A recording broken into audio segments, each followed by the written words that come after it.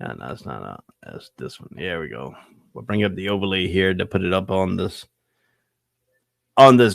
big network here. So we got two men here. So what can we see? We're gonna get Dante's word here in a few minutes on that. Um, let's go and bring it up. You know, the next game we're gonna be talking about will be the Wake Forest Demon Deacons. This is a big game here for the people in Raleigh, North Carolina, and North Carolina State here. They're rooting for Boston College today.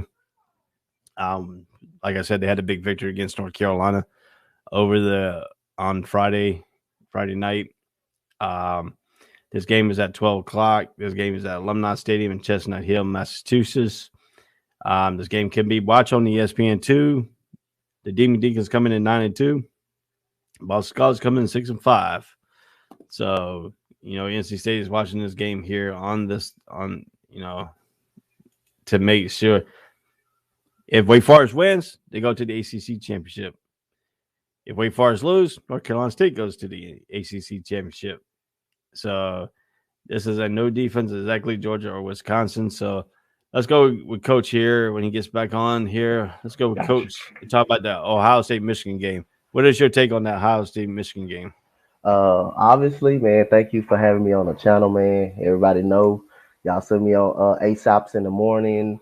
Sometimes you see me on the NBA shows over here. But my take on the Michigan Ohio State game, I will be doing that game at 12 o'clock. The winner of this game, simple as that.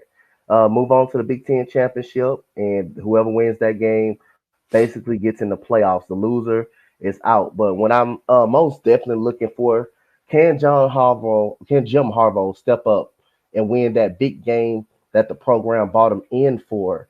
They didn't bring him in just to beat Ohio State. They also brought him in to make the playoffs. So if you can make an argument, if he doesn't get it done in this scenario, and this probably the best chance that Jim Harbaugh has besides that season that they played at the shoe that everybody thought they got robbed. This is probably his best chance to do it. One thing about Jim Harbaugh, he always have great cornerbacks. He always have some athletic players, but you can never get that quarterback situation right. Is this the year that Jim Harbaugh finally got the quarterback situation right?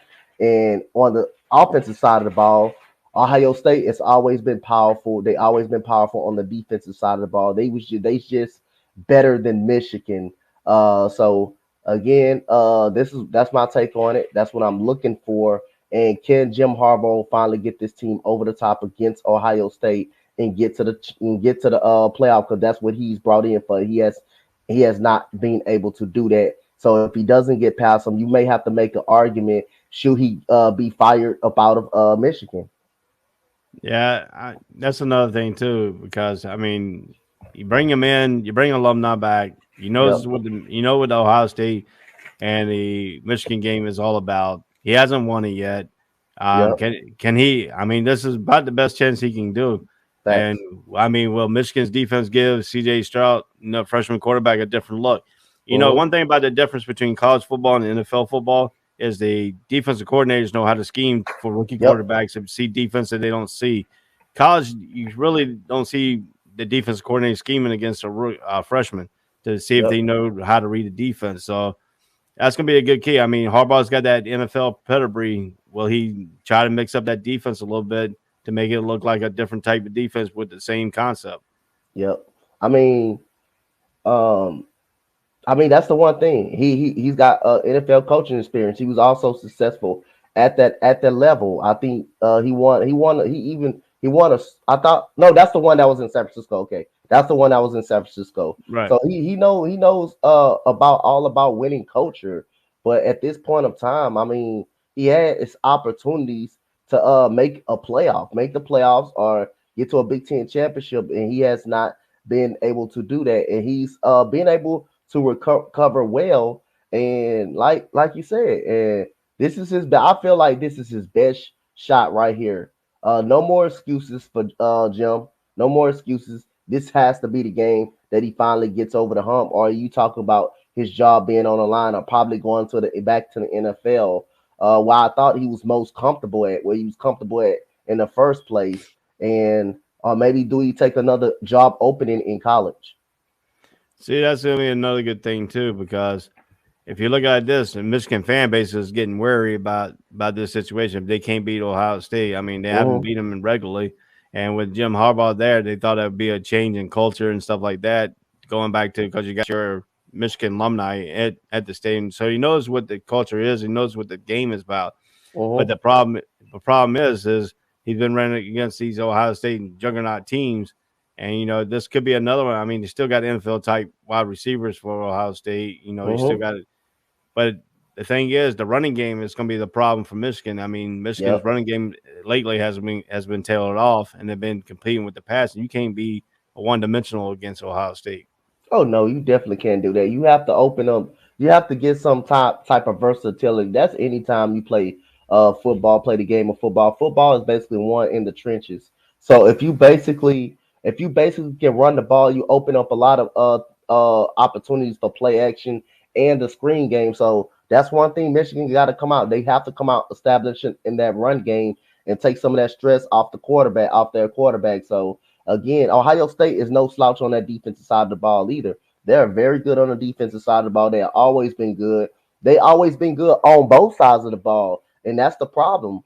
Ohio State is great on both sides of the ball. Michigan have not been great in this loser streak on both sides of the ball. They've been competitive on the defensive side of the ball, but the offense side of the ball, they be always be inconsistent, and they always doesn't can't get the quarterback situation right. Last year it was Milton. He played terrible. The year before you had Shea Patterson. He was inconsistent. So that's the one position that Michigan has not been able to get right so far, and they always been inconsistent and had to rely on their defense. And this game, they're gonna have to come out running the football, controlling the pace, controlling time of possession. If they can keep that Ohio State at bay offense off the field, they have a great shot. But I mean, that's the problem. Will they be able to do it? Will they be able to be consistent enough? And Ohio State, they're athletic all around both. They can put points on the board. They can also stop you on the defensive side. So it'll be definitely be an interesting game to watch, man. So the both teams' playoff hopes is on the line. The loser just is out. They out. They go to another bowl. They go to another bowl game, but they won't be in the playoff and have a chance to get a chance for that Big Ten title and also get to the playoffs. So it's pressure on both teams today. Yeah. So when it gets to that fourth quarter and this game is tight, will this Yep. start affecting CJ Stroud? I mean, he's a freshman, so I mean Yep. the pressure of this big game and playing in Ann Arbor, with over 100, with 114,000 people going to be in the stadium today. They're going to Yep. pack it solid, try to set a new attendance record here. Yep. So that's going to be the question here. I mean, Ohio State's favored by 8.5. That's not that right now. I mean, that shows you how people value Ohio State, how better that they think Ohio State is. I mean, it looks like that for the last couple of years. I mean, ever since they had that close game, if Jim Harbaugh would have won that one, he probably would have won in college football playoff at that time. But other than that, the last 2 years been lopsided victories, been blowout victories, not even close. So I see why they have Ohio State winning this game by 8 points over Michigan. Yeah, I mean, you got two things here. If Michigan can stop the big plays from Mm-hmm. happening and make them drive the field, it could be their advantage. But if Ohio State gets these big plays, it could take the air right out of your defense real quick. Oh yeah, oh yeah. Anytime you get a big play up the field, you take that top off that defense, man. It just opens up more, and that's like I say you'll know by the first drive. If Ohio State comes out, punch them in the mouth, and score in the first drive, and able to do that and move the football, you know what type of game is gonna be coming out of this game. You know whether if Michigan going to be able to compete tonight today. So if look at watch the first drive, and if Ohio State just comes out, punches them in the mouth, and go down the field, score with ease, you know what type of game is going to be for Michigan. Yeah, if that happens and Jim Harbaugh gets frustrated, then that goes all of Michigan game plan because when he gets Yep. frustrated, the team gets frustrated. Yep. Yeah. You're And right then about that. my boy Dre does on here. He comes on and then he's like, "That's khaki pants." So will he wear khaki pants again? Hey, you may never know, man. He may not be wearing it for Michigan. Michigan, if he if you don't get past this game, may not be wearing it for Michigan. Yeah. So we're gonna move into our next game, and we're gonna talk All right. about this game. This game is at 12 o'clock Eastern Time at Alumni Stadium in Chestnut Hill, Massachusetts. ESPN2. Wake Forest coming in 92. Boston College coming in 6-5. Wake Forest got a lot of stuff riding here. North Carolina State was putting pressure on Wake Forest, beating North Mm-hmm. Carolina last night. 34-30 on that wild comeback at the end. Mm-hmm. So if this is for the ACC Atlantic Division. Okay. So if Wake Forest wins, they go to the ACC championship. If Wake Forest loses, North Carolina State goes into the ACC championship. Okay. So this game is against Boston College, who's 6-5, who's really a more talented team than what their record is, but they play Yeah. good at home. So what is your take? If Hartman comes out here, the quarterback for Wake Forest, if he comes out here and throws a flat, like he did against Clemson, Yeah. then they're going to be in serious trouble. What do we Yeah. see out of Wake Forest today? Both teams, one team plays defense, the other team don't. I think you should see an all around complete game from Wake Forest today, man. Like you said, the quarterback. A lot to say, but I mean, Clemson is still very good. Let's not get Clemson is still very good. They just didn't play good. They just played against better. The Georgia. Georgia was just better. Georgia was just a better team. Georgia got the best defense in college football by far. They're the best defensive team in college football. Uh, I mean, and then I think I picked against Wake Forest last weekend to lose. I think I picked against them last weekend, and then they lost again. So I'm surprised of their performance this year. They have a lot of great wins, but I mean, you should go into Boston College and beat Boston College, a 6-5 Boston College.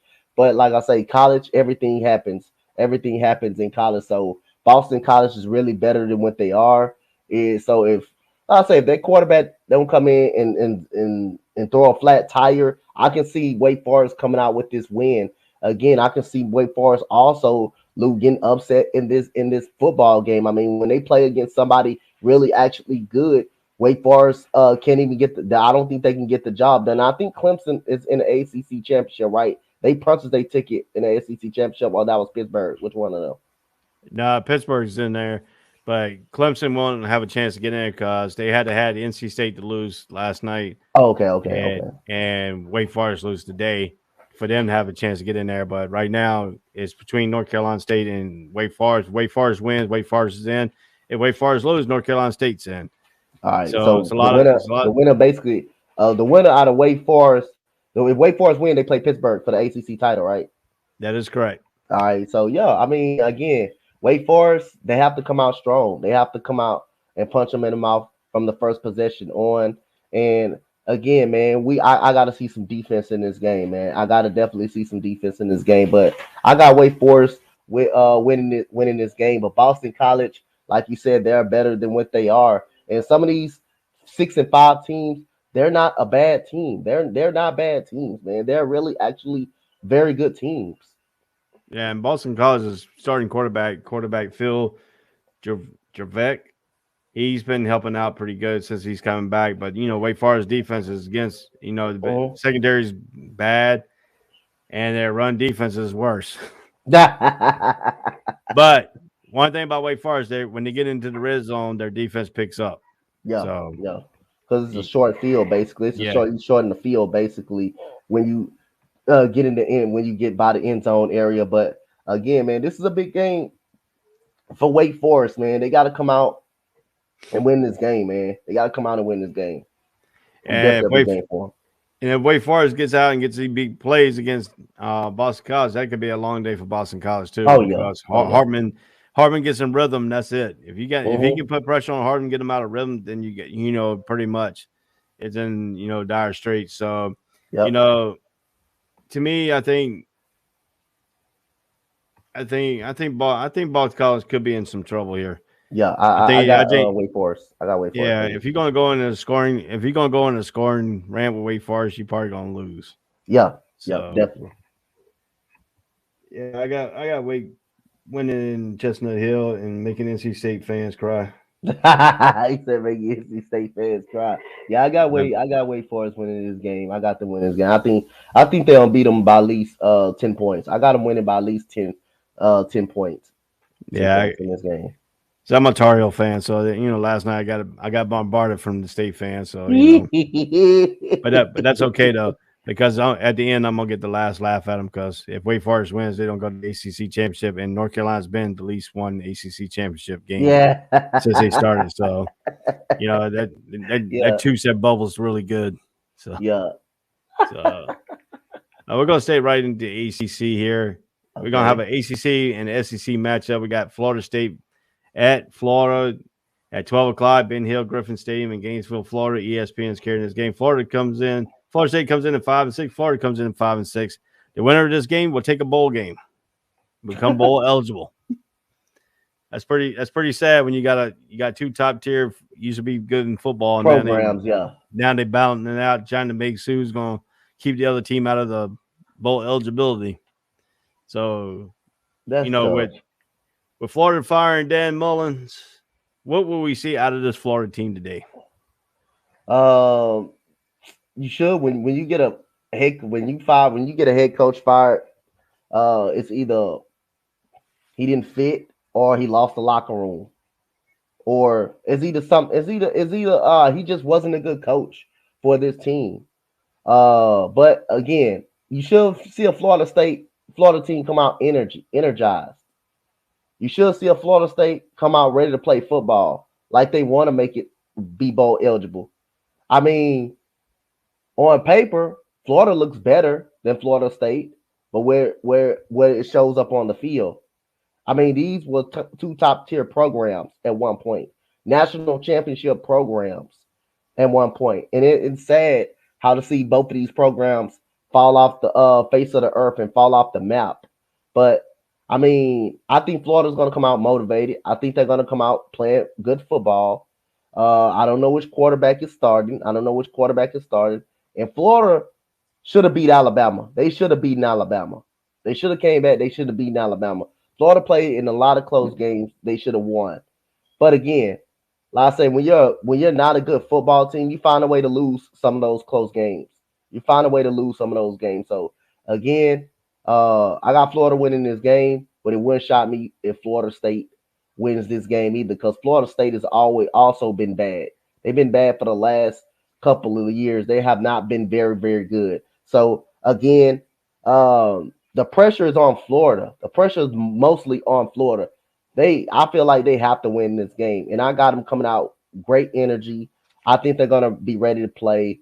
I think they're gonna go bowling, and I think Florida State will be an odd man. I got Florida winning. I got Florida winning this game 23-17.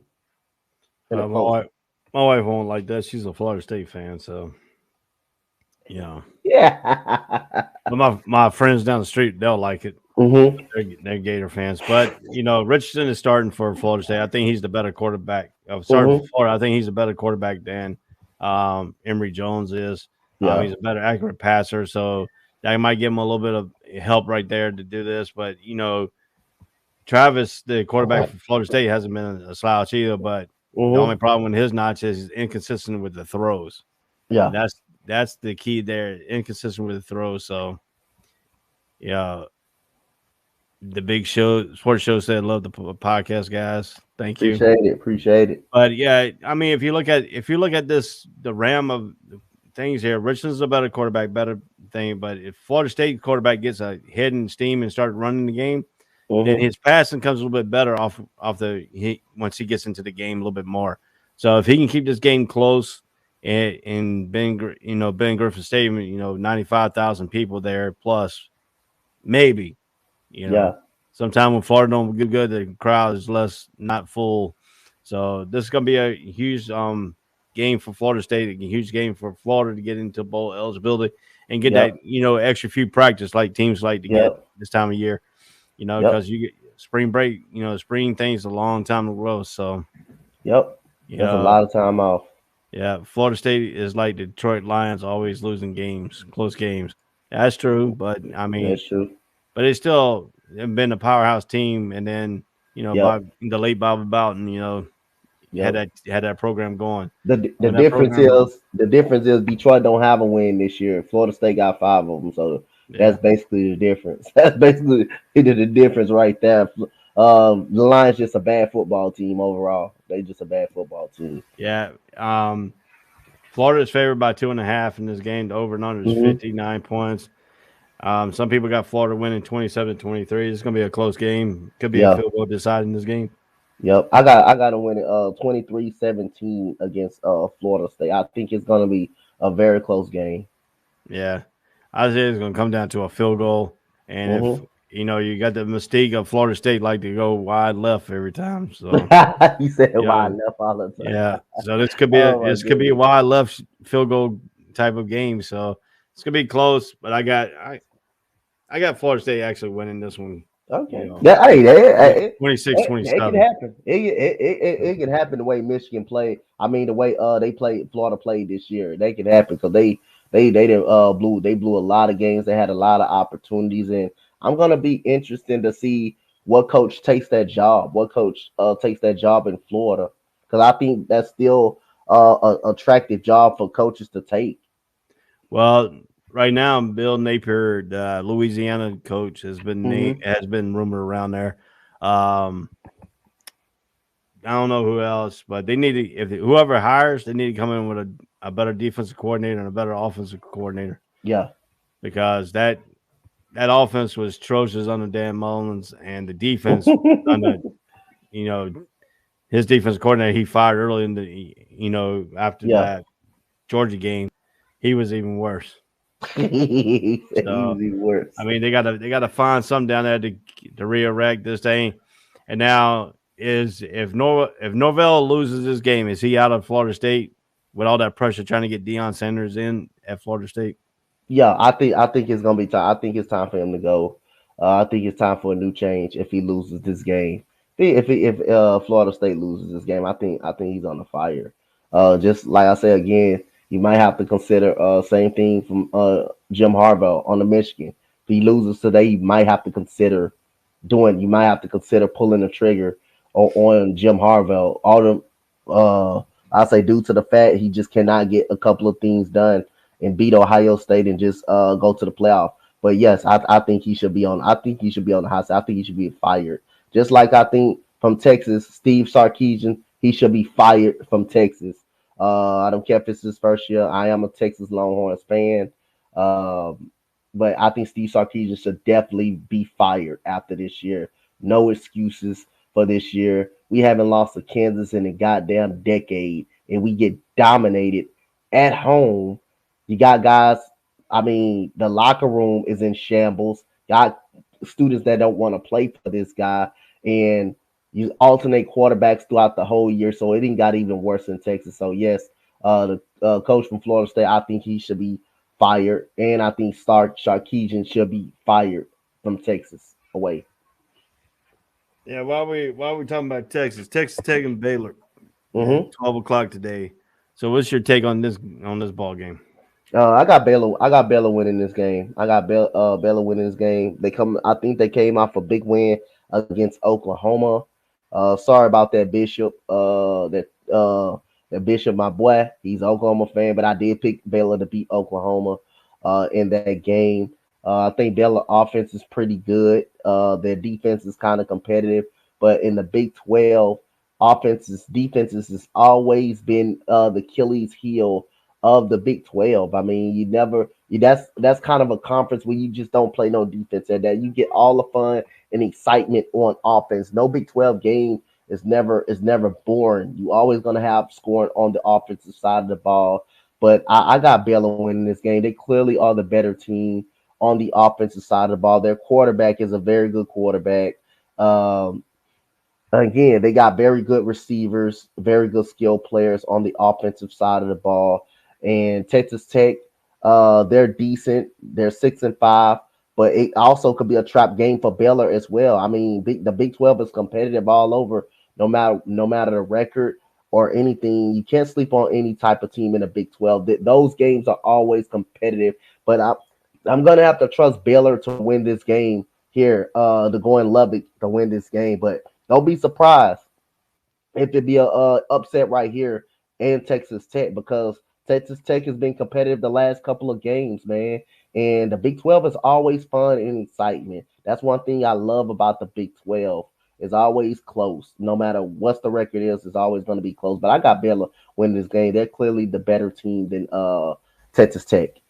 Yeah, Larry Fedora is the offensive coordinator at Baylor. I mean, he was in North Carolina, but his offense is pretty good, pretty fun to watch when it Yeah, gets in the wide open and when you don't have teams playing defense. And that's going to be coming down to the factor here because he likes to run the ball out of that read option, and then a lot of RPOs come in behind that. And they've yep, been running that effectively this year in some games. The Oklahoma game, they really ran that effectively. So, I mean, if you look at Baylor's offense and you look at the paper, they're better talent wise against Texas Tech. But like I said, Texas Tech has been playing good, yep, against teams and stuff like that. They also can put points on the board too. yep. So this game could be like a NASCAR game, up and Yeah, down. oh yeah, oh yeah. You It can know, be. That's how Big 12 football always been, man. They always been like a NASCAR race. Basically, they always competitive. No matter what team you put out there, you can throw Kansas out there.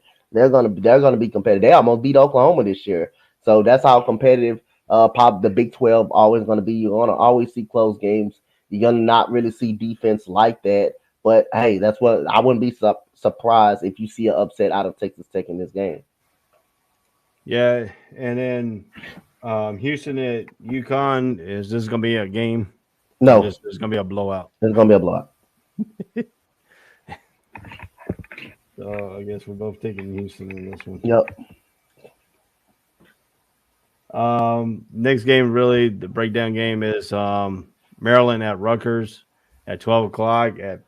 This is at SHI Stadium in Piscataway, New Jersey, home of Rutgers. Big Ten Network's carrying this game. Both Mm-hmm. teams become bowl eligible at 5-6 right now.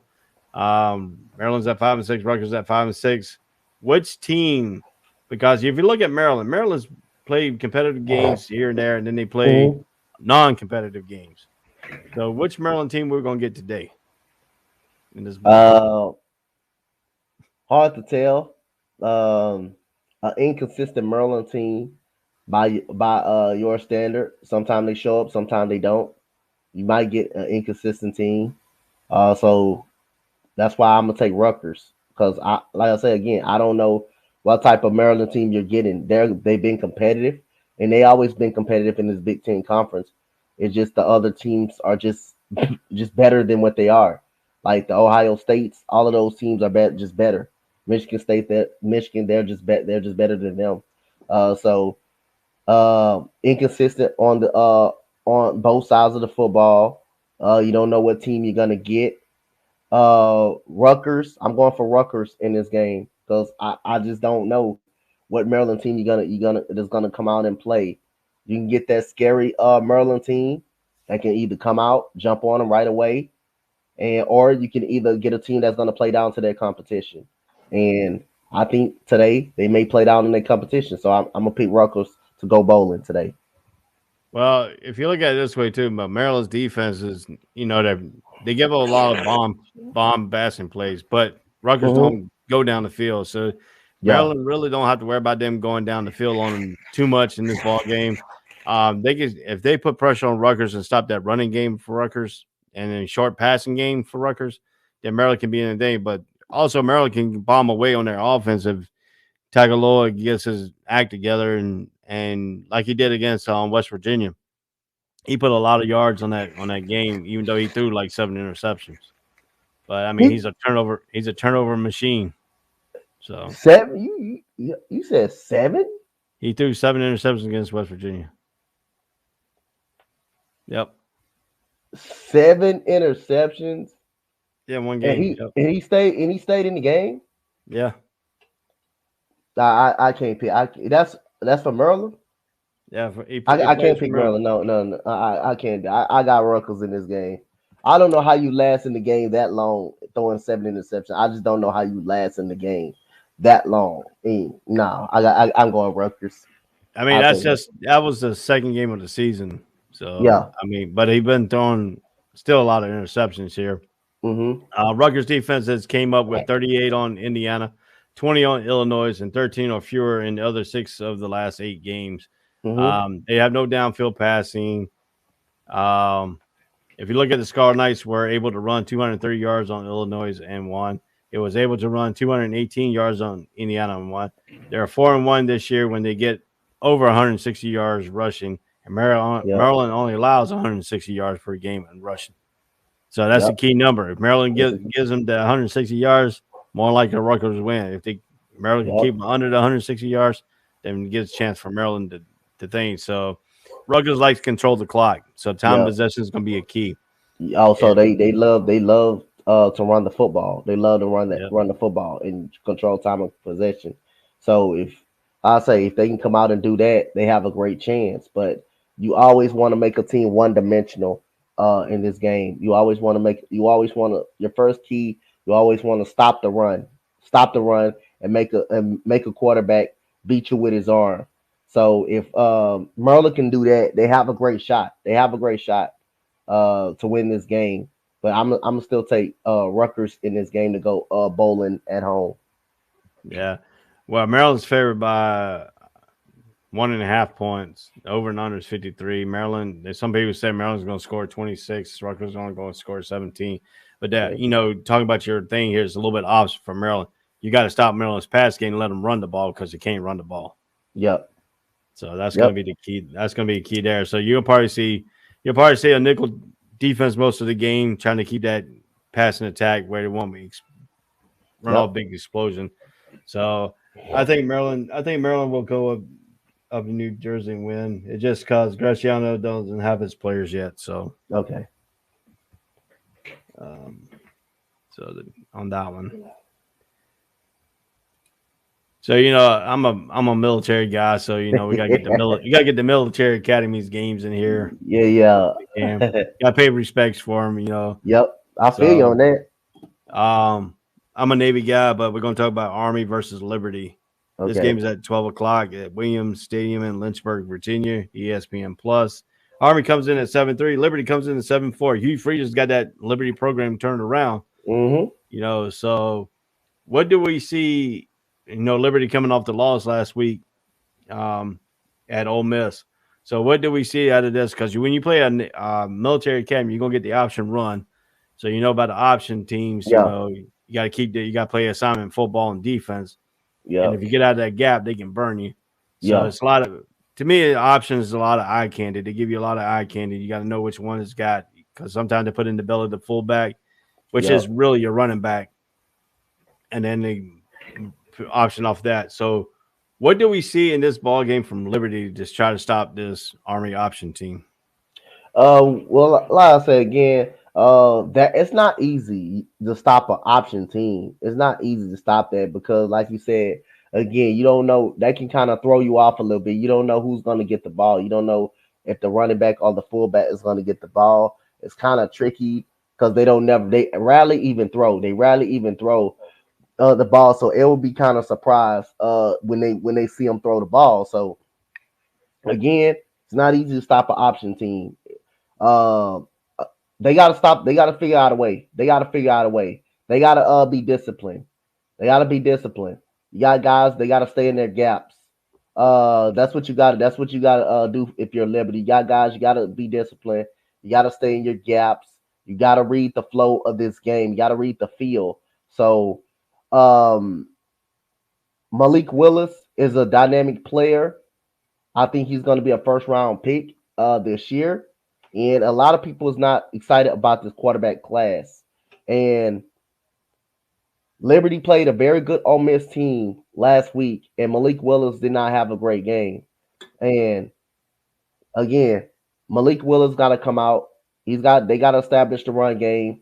They got to keep that Army offense off the field, and they got to basically stop Army from running the football. That's all they're gonna do all day long is run the football. Sometimes they'll if the running game is working, they'll get you with a pass or a simple reverse play. But again, it's all about Liberty stopping that Army offense and that option offense, which is not easy to stop because you really have to actually be disciplined, read the field, and stay in your gaps and stay in your lanes. And if they can do that, Liberty can be fine in this game. But the offense has to show up. Malik Willis has to show up. They got very good skill players on the offensive side of the ball, but their defense have to show up against this Army offense and this option offense. Yeah, I feel you on that one.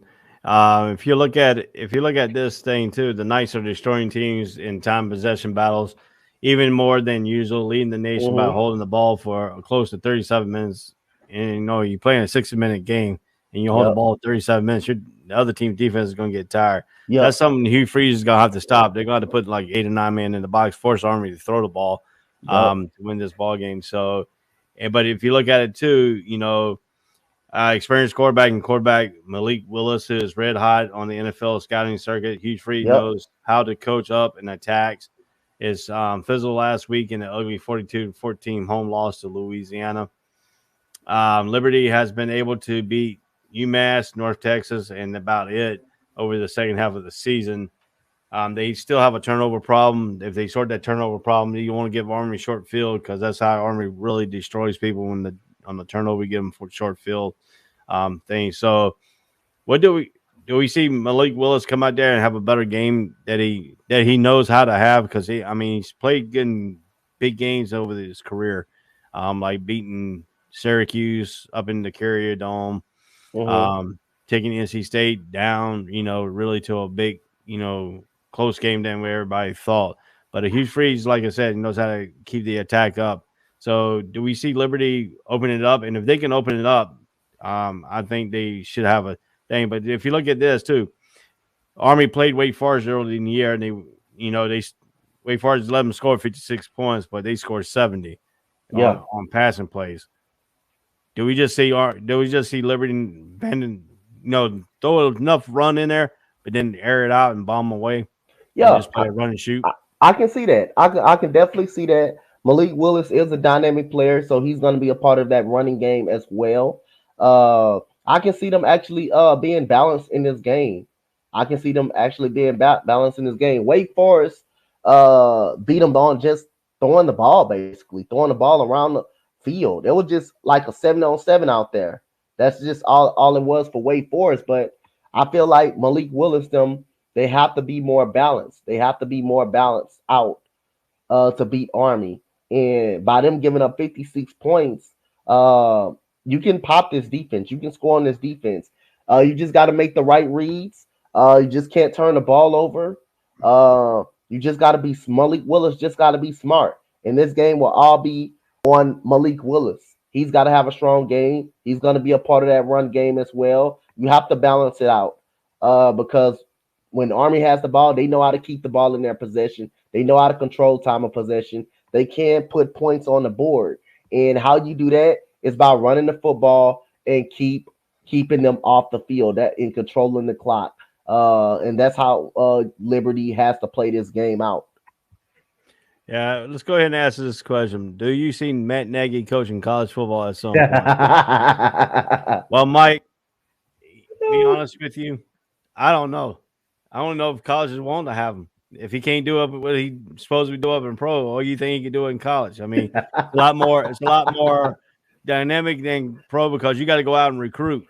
We don't know how good a recruiter he is. I mean, he might have a pro pedigree and stuff like that, but he's not well known because what he's doing in Chicago and his offense is not looking pretty straight. I mean, if I see him coaching, I see him coaching at probably a Division II level, not a really serious high power. He could go to a level mid, FBS team.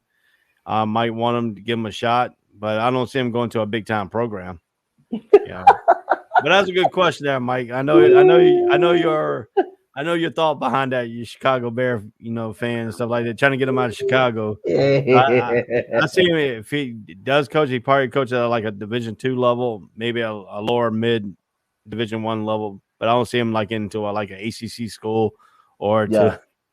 to. This guy says send Nagy to a Pee Wee league. Damn it. Yeah, I don't even see him coaching the Pee Wee league. I don't know if he can win there either. Nah, you can't I you can't mean, even come if out you no can't Pee Wee control a league man, like that. if you can't control a grown man in NFL, and how you expect to control kids? Mm-hmm. So that's a good question there, Mike. I hope we answered your question on that one. So, um, Yeah, all these military schools and stuff like that. So we're gonna leave Army. Okay. Army and Navy plays next week.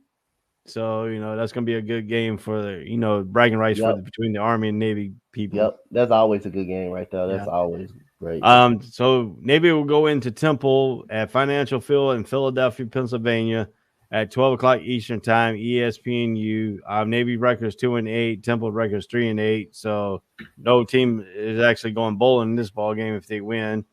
So the midshipmen, they're running option.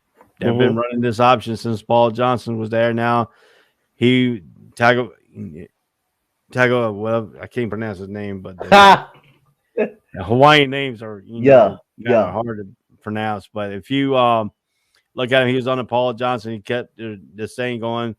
They had him a down year this year. I mean, the Naval Academy is real hard. Army and Naval Academies or Air Force Academies are real hard to recruit because you got to Yeah. get special letters to get in by your congressman and stuff like that. And they still have to do that with football. And not real actual football recruits. It's just, Yeah. people that play football actually get, an academic ride in the Naval Academy. So they have to do what their talent is. And that's why the option works for these academies because Yeah. that's the type of players they have. The running game hasn't been dominant this year, but they did have 345 yards in a 38-35 battle with 300 mark. A stunning win at Tulsa 3 weeks ago. Temple doesn't score, so this is going to be a battle of tradition of trenches and who's going to have time possession. If Navy owns the time possession, Navy comes out with the win. If Temple can own the time, if Temple can produce a offensive tag, they could try to put spill forward. But they're playing in Lincoln Financial Field. This is not going to be a battery throwing like the Eagles fans. Who Yeah. likes to bring batteries in there and throws at people. But even though the Navy does play in that financial stadium, when the Army Navy game is, so you know Mississippi is not like a Georgia defense, not going to put pressure all over the place. But can the Naval Academy go into the financial field and actually beat Temple? Yeah, I mean it can happen if they control time of possession, if they can keep the ball out of Temple's hands, which is Temple. You shouldn't be threatened because Temple can't put points on the board. They can't score. So again, they have Navy has a better chance because they can control time of possession with that option offense, and it's hard to stop that. It's not easy to stop that option offense because you don't know who's the ball going to. You don't know if it's going to be in the belly of the fullback or the quarterback is going to take it. He's going to keep it or the running. You don't know. You gotta basically be disciplined and read the field when you're playing against option offenses. You got to basically stay in your gaps. If you're linebackers and linemen, you have to come up and be able to make plays. You're going to get a lot of opportunities to make plays. So again, if Temple can come out and make those plays and be disciplined and give that offense a shot, Temple can come out and they definitely can win this game. But also, Navy can win this game if they wear that defense down and control time of possession, get those defensive linemen off their heels and make them and gash them out. I think Navy can win this game by controlling the clock and controlling the running game because that's all they did since that head coach got there. And it's hard to stop the option. I'm telling you that it's not easy to stop that. You think just because you run all day, these guys are in shape. They're ready for that. And the offensive line, that means when you're trusting your run game like that, you trust in your offensive line as well to block somebody as well. So again, I think Navy has a good chance of coming away with this win by controlling the clock and keeping that Temple offense off that field. Yeah, and it's Tagovailoa. Tagovailoa, I think I pronounced that right. That's the Navy Academy's coach. And when you talk about stopping the option, I ran the option in high school, and the best way to stop the option is you take your defensive end, you take your outside linebacker, Mm-hmm. outside linebacker on one side, your defense, and your in middle linebacker on the other side. And what you do is you invert it. You take your defensive end, tell them you take the quarterback, you take the linebacker, you're taking the running back. If you take Yep. both of those out, you stop the option because they have nobody Yep. else. But then you got to be acceptable on the backside because the option reverse, if you start pounding that front side, the option reverse, it comes back and beats you on the back end. So you got Yep. to be disciplined on your back end. So what teams really want to do is you take your middle linebacker, tell him, hey, you go inside when you get it. You take on the opposite end, you want to take your middle linebacker, go after the quarterback and take you out defensive end, go after the running back on the backside. If you take those out, then you got it. But then you got another thing in the concept too. You got to watch out for is the option reverse when they put a wide receiver come right between the running back and the quarterback, and he pitches the ball, and the wide receiver takes the ball and go out through the back door. So you got to be disciplined. You got a lot of eye candy. You got a lot of things you can do out of. And also, Navy can do too is they get enough running tag and they just stop these little beam bomb passes right over top of your linebackers because they're crashing on the run. So that's how you get the big passing plays out of that. So it's a lot of concepts you can do with options. You got the wishbone type look. You got the flex bone look. You got the receiver you can bring in motion and then running between the running back and the quarterback. And then sometimes you can do that and you have the, pitch go all the way back to the running back. The wide receiver don't even get the ball. They look like he got the ball, but it goes right through his hands to the running back. So, it's a lot of maneuvers you can do out of that. So, the Naval Academy you got to watch out for these guys. I think they can pull this win out here in this ball game. It's not really a big, huge home field advantage for Temple. Not really. Navy's favored by 12.5. Over and under is 43. I can see that. I think Navy wins 28-17. Yeah, I got Navy winning. I got Navy winning 20-17. I'm taking Navy 20-17. Yeah. So, well, we're gonna take a break right quick here. We're gonna play. We got to pay the bills somehow, so we got to put the commercials on. So, you're listening to the All Sports All Plays Network College Breakdown. My name is Ray, and Coach, we'll be right back.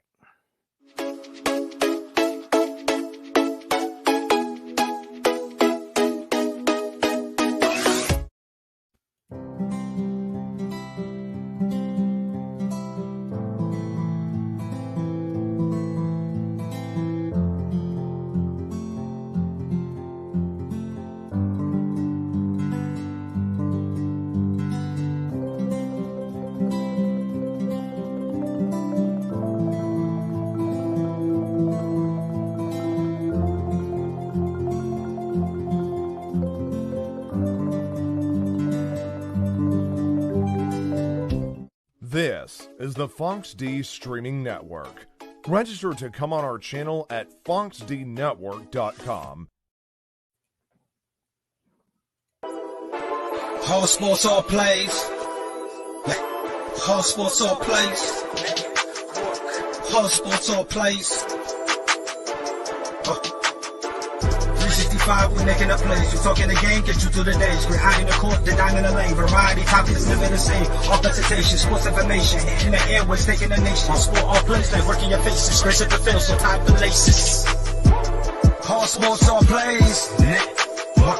All sports, all plays. Network. We on top of our game. All sports, all plays.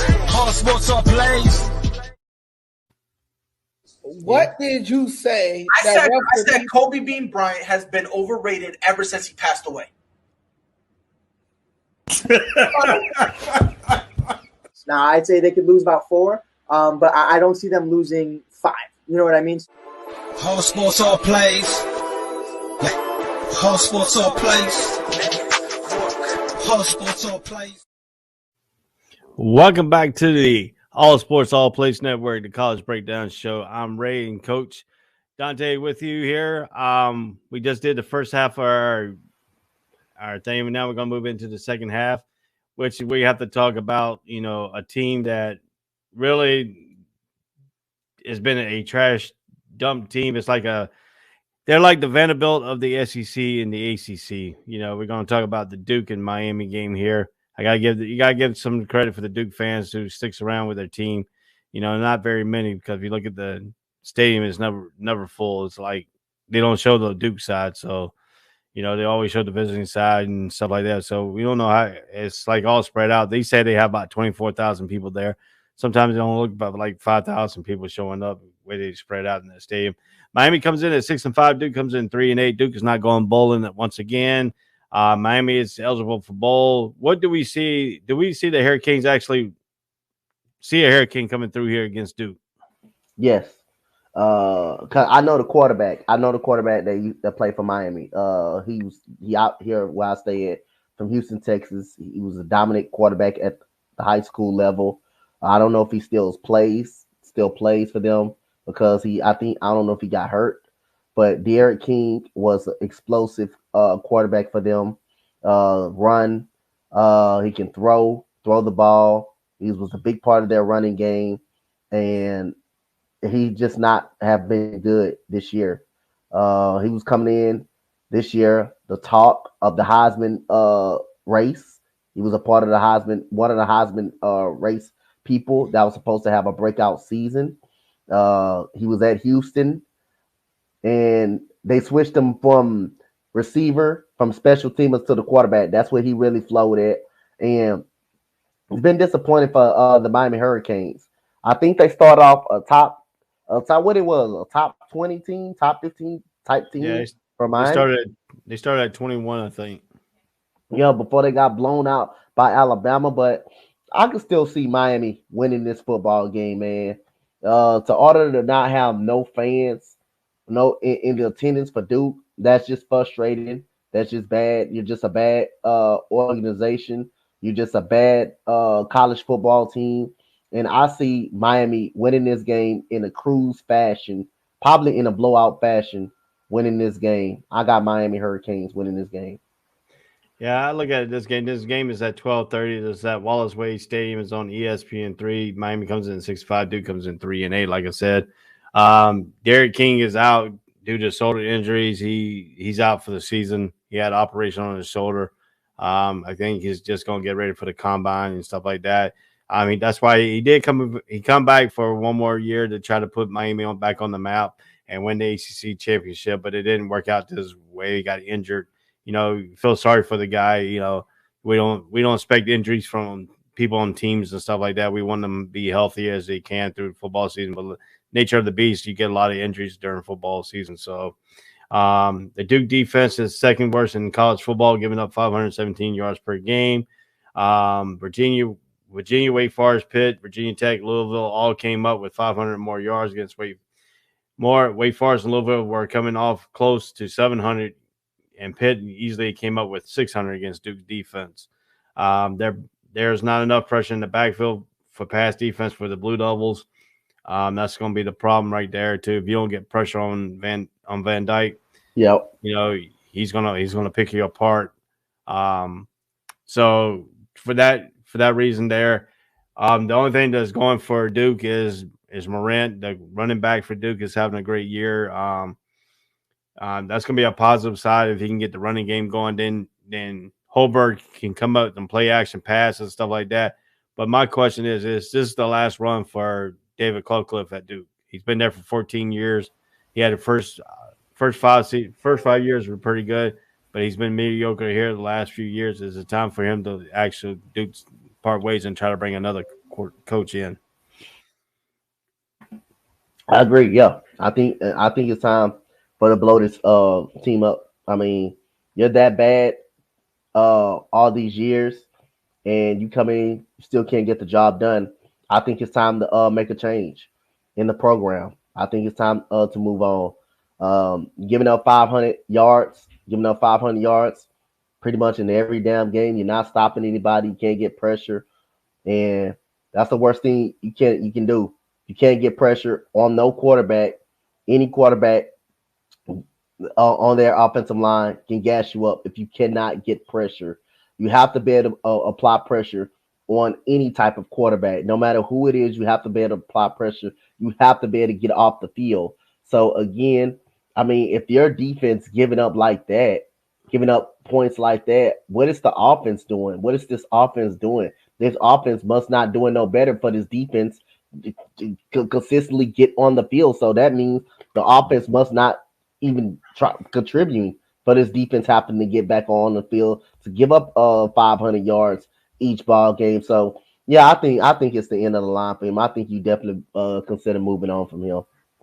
I mean, if you look at it this way, Duke hasn't won an ACC game yet this year. All the 3 wins have come from non-conference teams, and then what gets me is the Duke fans. They talk junk to Carolina fans, but their team is no good. Yeah, they can't even win an ACC ball game. They can't even win a conference ball game. So I mean, I have Miami winning this game. I've been to a Duke and Miami game before when they had Vinny Testaverde there when Duke got slaughtered with Jimmy Johnson at the head coach and Duke just got slaughtered. I think the final score was like 65-17 or something like that in that ball game. So Wallace Wade Stadium is like a high school stadium. You know. Okay. So yeah, I got Miami winning this game. I think I gotta win it 20. I gotta win it 27-10. 27-13. Yeah, so that's pretty sad, you know, on that. So who you got winning the Miami Ohio at Kent State game? You said the Miami Ohio and Kent State. Yep. I'm gonna take Kansas State to win this ball game. Kansas State. No, Kent State. Sorry. Kent State. Oh, Kent State. Kent State. I'm gonna go with Ken. I'm gonna take Kent State. I'm gonna take Kent State to win this game. In a pretty close game. I'm gonna take them to win this game in a pretty close game. I think Kent State. I think they're a pretty solid team. So I got Kent State win this game in a pretty tough ball game. I want Kent State. I got Kent State. Okay, how about Akron and Toledo? I'm gonna take Toledo. Yeah, Akron has been downplayed all season long and stuff like that. Yep. So, Louisiana Tech and Rice. Louisiana Tech. Rice stink. Okay, this game we're gonna be talking about here is University of Texas at San Antonio versus North Texas. Here, this game is at 2:00. It's at a Poggi Stadium in Denton, Texas. ESPN Plus is carrying this game. UTSA comes in 11-0. North Texas coming 5-6. If North Texas win, they come bowl eligible. So, and they're playing a ranked UTSA team. So, can North Texas push the pressure on UTSA to come bowl eligible this year? I think they could. I think they can apply pressure on them, but I think UTSA would get the win. I think they would get the win. They will figure it out. They also beat some good Power 5 schools as well. They beat Illinois, who play in the tough conference in the Big Ten. They beat TCU, who plays in the Big 12. And that don't mean TCU is bad, even though I think they won 2 games this year.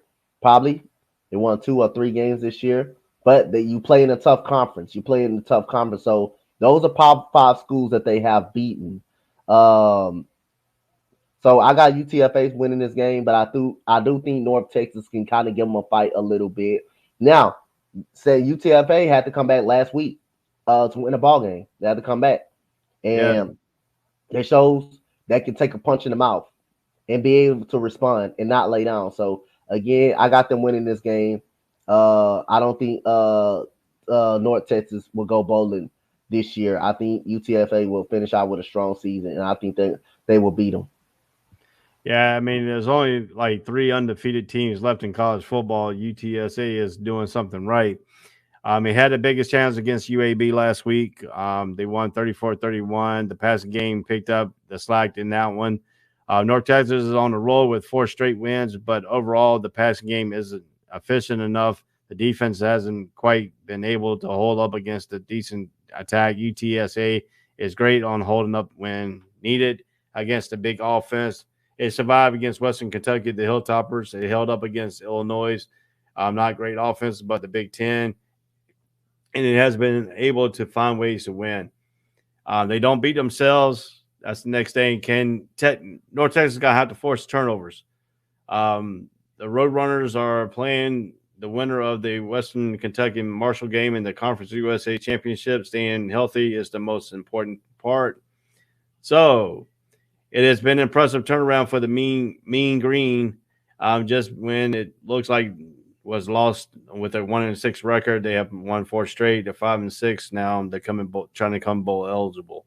So to me, I think UTSA is going to have a good game here.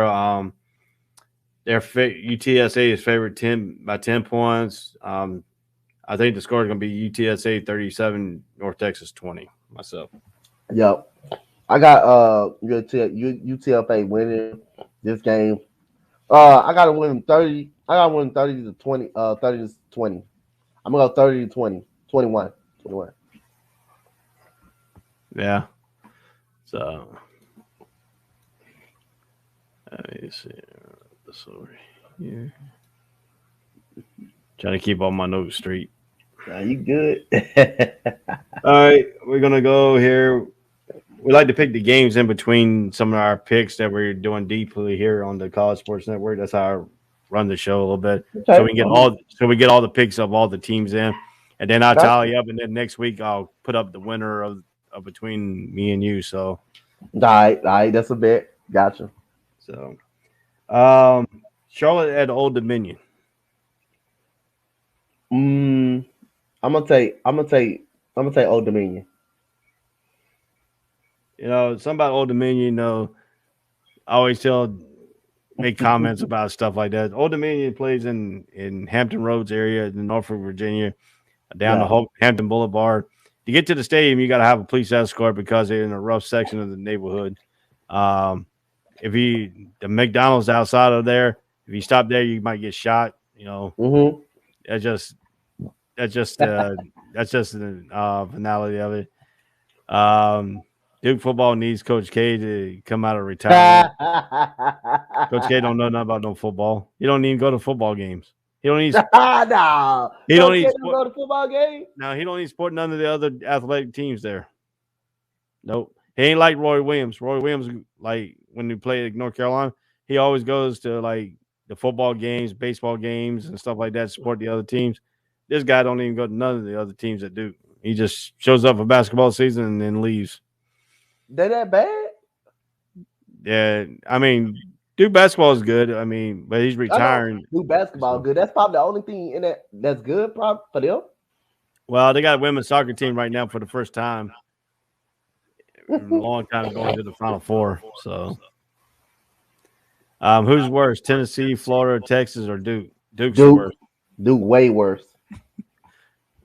Duke's like the Bad News Bears. Yeah, he said, "Dan, that's messed up." I said, "Yeah, yeah, Duke worse. Yeah, Duke way worse." Texas State and Arkansas State. I'm gonna take Texas State.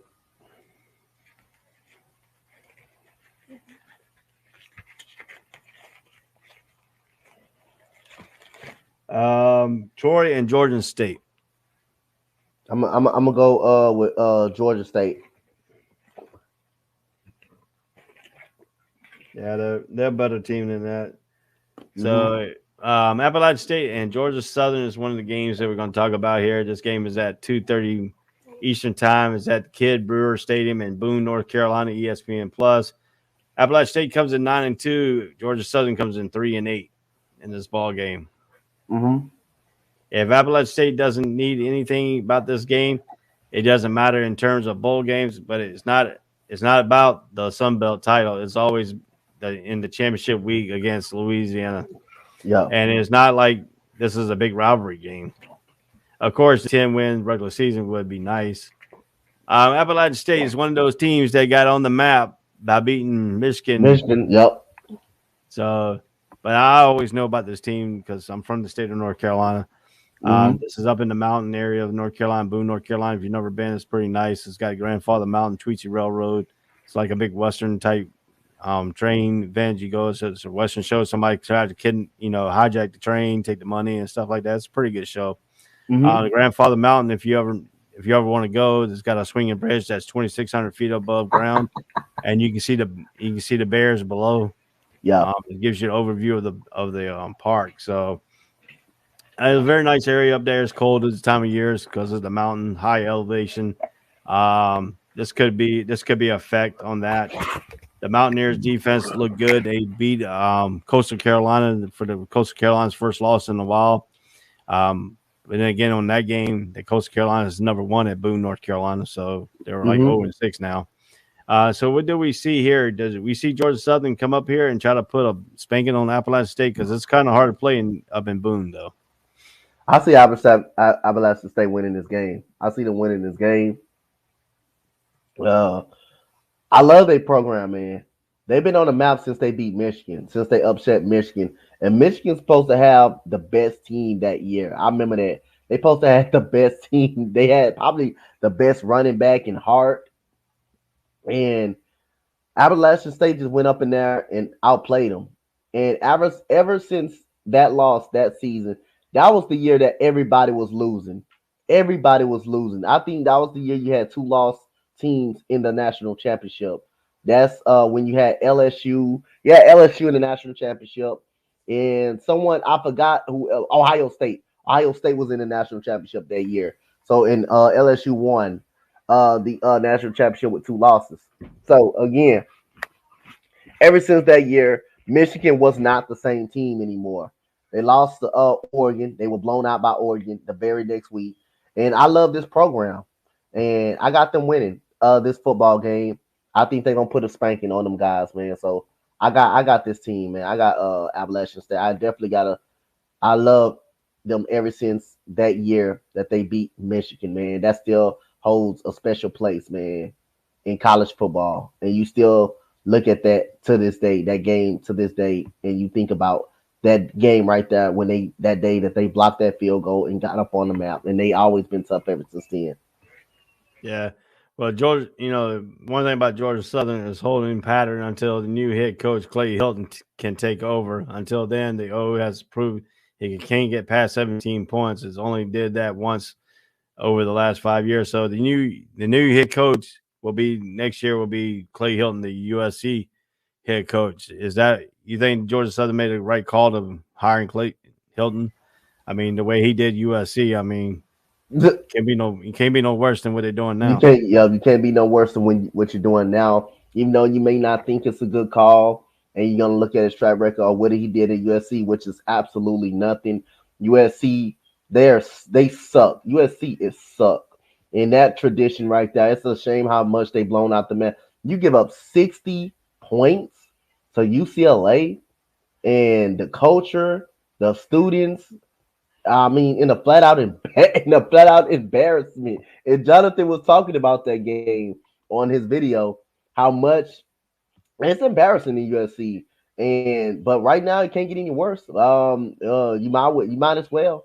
You might as well. He did a terrible job at USC. You might as well. What else could go wrong? So you might as well. Yeah, if you look at this thing too, if you look at this game here, where we made the comment that they can't get past 17 points. Appalachian State could put 17 points up right in the first quarter, and you'd be behind the ball there. So, this is also a senior day for the Appalachian State team. They're gonna pull out no stops. They want to get in that championship game at the Sun Belt and try to beat Louisiana and try to get a better bowl game, aspect of that ratio. I think this is going to be a butt whooping myself. Yeah. Some people are predicting 38-13. Appalachian State's favorite by 20.5 points, 24.5 points, 55 and over. It's the over and under. So I think right now, I got Appalachian State winning big in this ball game myself. Yeah, I got them putting a nice little spanking on them. Don't put a nice little spanking on them.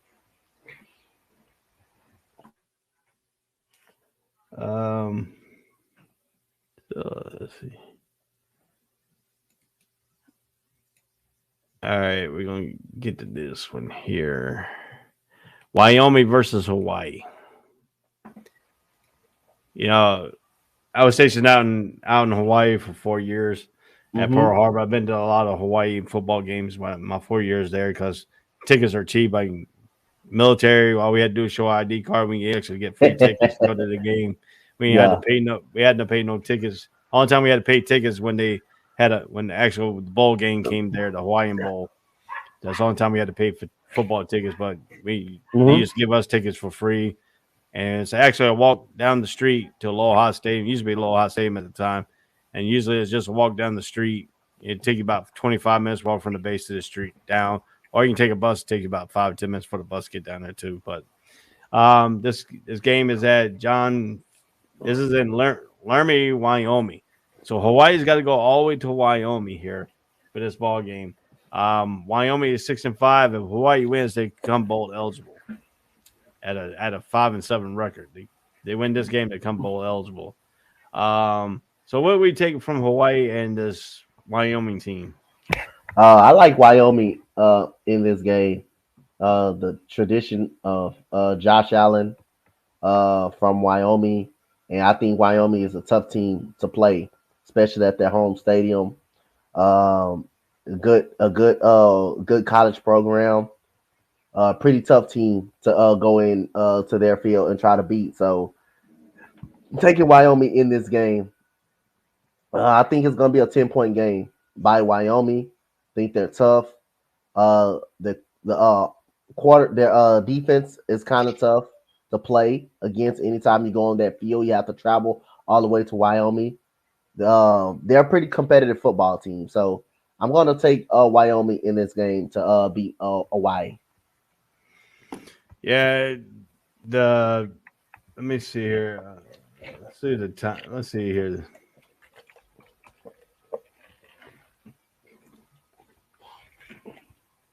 I like to bring up the. All right, yeah, Wyoming is 3 hours ahead of Hawaii time. Mm-hmm. That's weird. Yeah, they are 3 hours ahead because Hawaii right now it's 8. If you look at it, it's 8:51 a.m. Saturday morning in Wyoming. It's 5:51 a.m. Saturday in Hawaii. Okay. Right now I'm 5 hours ahead of Hawaii, so yeah, All it's about 5:51 there. So, the Hawaii puts a lot of travel distance when they play football games. Makes you how far they had to travel. They had to travel 3,205 miles from Hawaii to Wyoming. Dang. For this game. Yeah, if you look at it, this is an island out in the Pacific Ocean. They have to fly across the Pacific Ocean into Wyoming. Even though Wyoming is 1, 2, 3, 4 states from California, they still had to fly a long ways, 3,205 miles. The freaking fire miles for these guys are. I hope everybody on the team gets freaking fire miles because they'll be getting free tickets left and right all this way they travel every time. They got one of the highest expensive travel rates in college football that they have to fly to, and other teams have to fly into Hawaii too. Yeah. Also, it's going to be in the low 40s there. It's not going to be in the 80s like it is in Honolulu. Yeah. So, the cold has got a thing. The Rainbow Warriors team is tough enough to get past the weather, but is it going to struggle against the Wyoming running game? The running attack for Hawaii is not that great. It's not dynamic wise, but Wyoming's defense is number 1 in the Mountain West and 4th in the nation in pass defense. Yeah. So Hawaii likes to throw the ball. So it's going to be a tradition of this thing. It's going to be really tough there. Yeah. But I think the Rainbow Warriors could come in there and win by a field goal. I think it's going to be 23-20 Hawaii. Wyoming is favored by 10.5 in this ball game, so I'm picking Hawaii in this one. Yep, I'm gonna take Wyoming to win this game by 6 points. Well, we're getting to this point of this show here. What stadium does Nick Saban has a losing record in?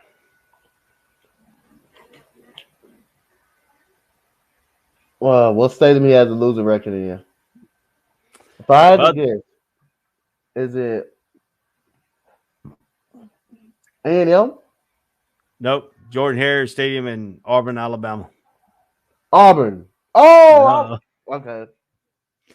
Yeah, this game is at 3:30. Is on CBS at Jordan Hare Stadium in Auburn. Alabama's 10-1, Auburn 6-5. This is you can throw the records out in this ball game. Usually, this rivalry game takes precedent, and you can throw a lot of stuff at it. This rivalry had a unique thing when Alabama kicked that 50-yard field goal and missed it, and the dude ran it back for a touchdown to win the game. That was the national championship year. Yep.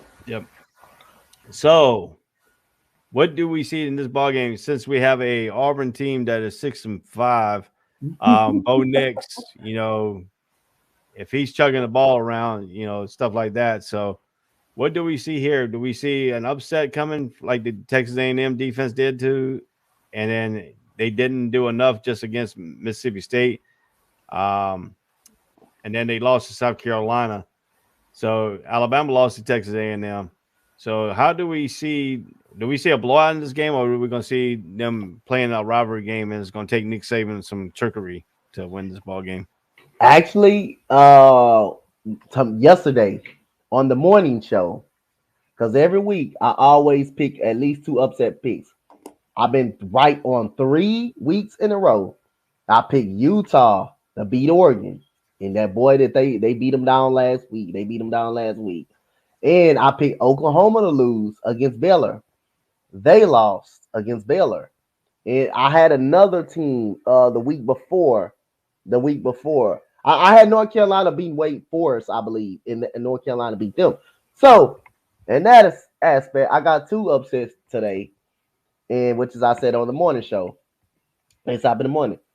I got Auburn upsetting Alabama today. Even though it may not turn that way, I got Auburn upsetting Alabama. It's an Iron Bowl. It's always close. And the Alabama Crimson Tide has not really played well their last couple of games. They have not really played well. They struggled against LSU. They struggled to stop Arkansas. So I think this got all the potential to be a close game in Auburn, but it can also turn out to a blowout. But I'm gonna go on a limb and say Auburn upsets Alabama. They're gonna win it by game-winning field goal. Yeah, I see some. I understand some of this thing, but Bryce Young against if you look at Alabama's been able to move the balls however it wants to, but coming off 559 yards passing against Arkansas, Bryce Young and the lads are going to start bombing away early. If Auburn can hold up the first and second quarter and get to the halftime, and maybe the confidence in the third quarter, get to that fourth quarter, will the pressure be all on Alabama? Because Auburn ain't really got nothing to lose. This is a team. A dangerous team is a team that don't have nothing to lose. And this game right here, everybody's picking Alabama, so Auburn is playing with fool's goals here. If they stay all the way up, will the pressure be on Alabama and Nick Saban? Yeah. I mean, like I say, Alabama, I wouldn't be shocked, man. Like I said again, I wouldn't be shocked if they come out and just beat them and blow them out. I wouldn't be shocked at all. But hey, I mean, this is the Iron Bowl. They always close. These games like this are always being competitive, and they know each other. So again, Alabama could turn this game around, and they could blow them out. That's fine. That's okay. But I will take Auburn for the upset pick of the weekend to knock Alabama out the college football playoff. But it also wouldn't shock me if Alabama come in and just blow this team out. It wouldn't shock me at all. And if Auburn wins this game, it's gonna be a lot of toilet paper on trees. And then will we have the same situation where an Alabama fan showed back up and poisoned the tree? So whatever we have here, we're gonna have a lot of Charmin on trees today if Auburn wins. I hate to be that town, have to clean up all that mess. Oh yeah, for real. What they don't go through the road? They don't go through the roof. They might tie down the field goal post after this game. It'd be kind of funny to see Bo Jackson show up for this game and then throw toilet paper on the trees like he does in the commercial. Yeah. With the Heisman Trophy. I bet you we'll see a lot of that Heisman Trophy commercial with Bo Jackson and the Auburn mascot throwing toilet papers in the trees. Yeah. So, but yeah, Alabama's favored by 19.5 in this game. There's some people say Alabama going to win 38-20. I think it's going to probably be a little bit closer because it's just the Iron Bowl. It could come down to a field goal. Who knows? But I have Alabama winning by a field goal. Yeah, so. that's reasonable. That's understandable. Wouldn't be surprised if they blow them out. They blow Auburn out. Yeah, I mean, if you look at it too, and Coach, the other coach Bennett on here, he knows. He said Young is very good at quarterback. I think he's going to be the next Heisman Trophy winner. If he don't win it this year, it'll probably be next year because he's only a freshman. No, actually, I think he's a redshirt guy, so he might be eligible for the NFL draft next year. If he's a redshirt for sophomore. Yeah. Oh, next year. So you think he might enter that draft next year? He could enter this year. I think he's a redshirt because you only got to have 3 years out of high school. If you redshirt 1 year and then plays, so I guess because he might be behind Jones. I don't know if he's a freshman this year. If he's a freshman, he's got to play 1 more year. If he's a redshirt freshman, then he has to play 1 more year, and then we could go to the NFL. I think he could be the next Heisman Trophy winner if he stays around. Yeah. I definitely agree with you on that part, man. Definitely. Definitely. But I mean, with Alabama though, too, is you got to match up with that one speedster wide receiver they got. He's been killing people. Yeah. They don't have a dominant. You talking about Jameson? Which one? Which one? Talking about the Alabama receiver, right? Yeah, Mitch starts with an M. Yeah, from Ohio State. He came from Ohio State. Yeah. Yeah. So I mean, if he's got to have to, if they can have somebody stay with him and stuff like that. So, they're just showing the replay on the field goal return back for a touchdown. So, but yeah, so this Damon Hernandez had a question: Who has a better chance of getting another coaching job? Gruden, Garrett, or Nagy once he gets his ball blank out of Chicago. I think Gruden has a better shot getting another head coaching job. If he wants a head coach job, I don't think he'll go stoop down to a college level job. So we might not even see him back because he's got. I don't think anybody's going to touch him in the NFL. He's got a lawsuit going against the NFL right now for going into his email account and blasting them out like that. But I mean, it's what it is for Gruden. He made his own bed. He's got to lie in it. He also said, question, why can't Hawaii get an NFL team? I mean, they have a football team. That's a good question, too. They want to put a football team in London, but you got to travel a long ways from London back to the States. And same thing with Hawaii. I think Hawaii is a better destination because when the Pro Bowl was there, they did have a sellout crowd, and you had people from different. It was a good vacation days for people to come out to go to the Pro Bowl and vacate. Good climate. So that's a good question. I don't know. I think Hawaii could be suitable for a team. You don't want to put a team over some sort of like overseas, even though Hawaii is part of the United States. So that's a good question there. Yep. Well, we're gonna go from the Iron Bowl to the Civil War. Civil War. Yeah, the Oregon and Oregon State, the Battle of the Civil War. That's what they call it up there. We know Oregon will come in pissed off because they lost to Utah last week in an embarrassing moment. But this game is in the Ogden Stadium in Eugene, Oregon. Oregon comes in at 9-2. Oregon State comes in 7-4. Oregon did beat the only team to beat Ohio State this year. Was in early this season. Really nothing to really play for except for bragging rights right now because both teams are bowl eligible. Oregon wants to get a better bowl. If they need to win this game to try to get a better bowl. Oregon State's trying to move up in a little bit of a tier of another bowl. So coming out of Salt Lake, is Oregon going to be mad and going to take it out on Oregon State? Yeah, I think Oregon is going to – this is the week that Oregon is going to win.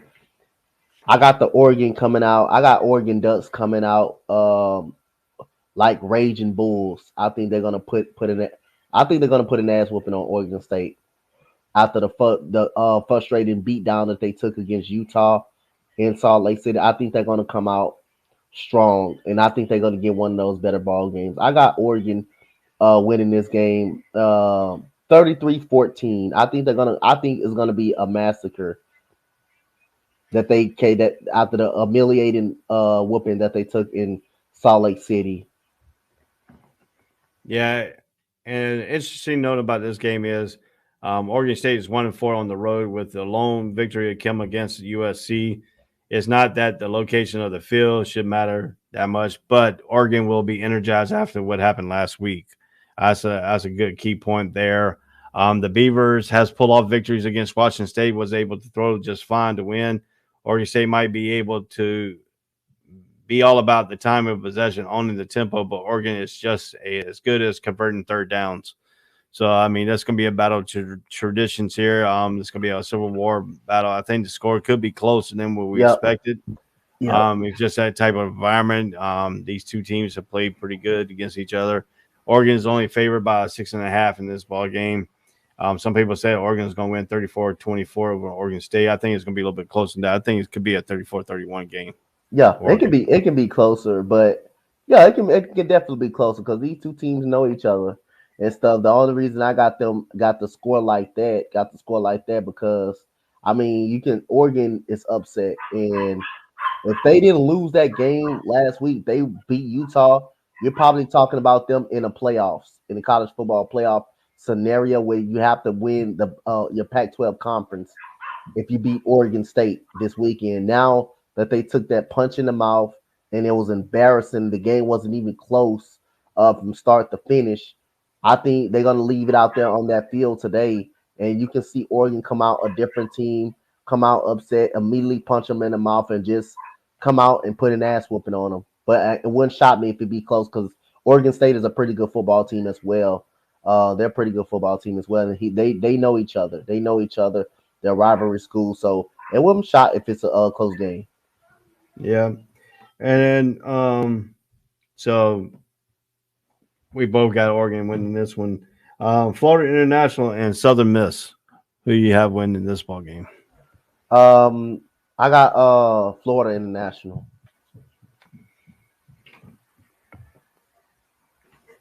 Yeah, Ole Miss is just haven't done anything since Larry Fedora left. So I mean, it's just been battling there. UMass and New Mexico State. New Mexico State. I'm gonna tell you, New Mexico State. Yeah, UMass has won some games this year, but they're going up against the Lobos and New Mexico State. I got New Mexico State winning that ball game too. How about the Penn State and number 12 Michigan State? How are we looking at this game? I was looking at this game as an upset pick. I was looking at this game as taking Penn State to go in to win this game against Michigan State, but I'm gonna take Michigan State. I think that running back for Michigan State, that guy is a very good running back. He knows how to run the football. He flats out knows how to run the football. They can control time of possession. The quarterback could be a game manager if that running game is going crazy. I like Michigan State in this game. I wanted to pick Penn State to upset them this week, so I said I'm gonna go to another game that I think it will probably be better. So I'm gonna take Michigan State in this game. That running back is really, really good for Michigan State.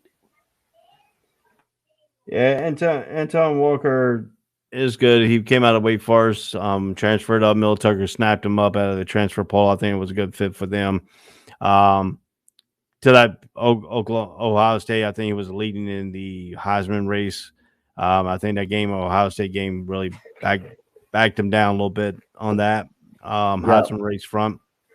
But Penn State, on the other hand, Franklin gets a 10-year extension at Penn State, which is good to lock him up because there was a lot of rumors that he was going to go to LSU, he was going to go to USC, he was going to go to all these openings, and I think locking them in was pretty good and try to scare some of that talent that they got coming in next year for that. So I look at that as an aspect as another way of trying to make Beaver Stadium and making this team come out. I think Franklin could make this team a playoff contender in the next year or year and a half. So on top of that, so I think this could be. I mean, Penn State is going into Michigan State in Lansing for this ball game, number 11 team. Yep. I think Penn State could pull an upset here. Yep. Just because I think they're starting to get healthy on the defensive end side again, and they had that that first stint against against Illinois and stuff like that. So I think the defense is capable to stop Walker. So and then Clifford gets going again like he did 2 or 3 weeks ago. I think it's going to be a tough game. It's going to be a close game. What everybody really thought about in this. Yeah, it's gonna be a very close game, man. I think this game is gonna be very close. So, I wanted to pick Penn State too to win this game. I wanted to pick Penn State. I'm gonna take Michigan State in a close game, man. I'm gonna take Michigan State 23-20. I'm gonna take them 23-20.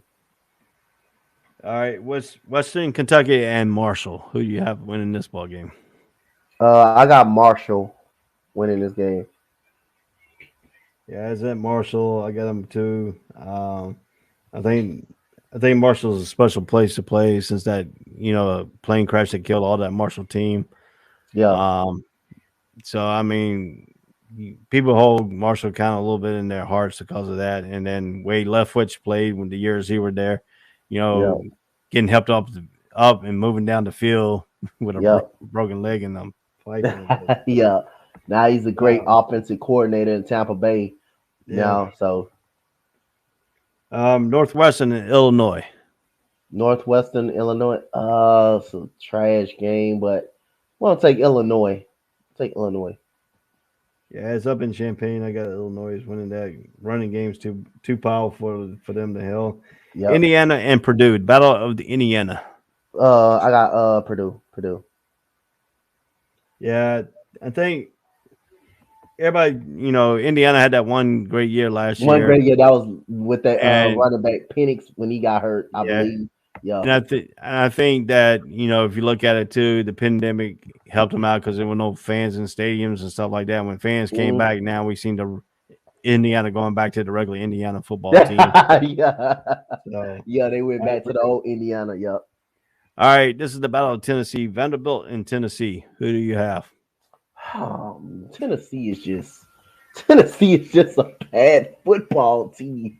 Tennessee is just a bad football team, man.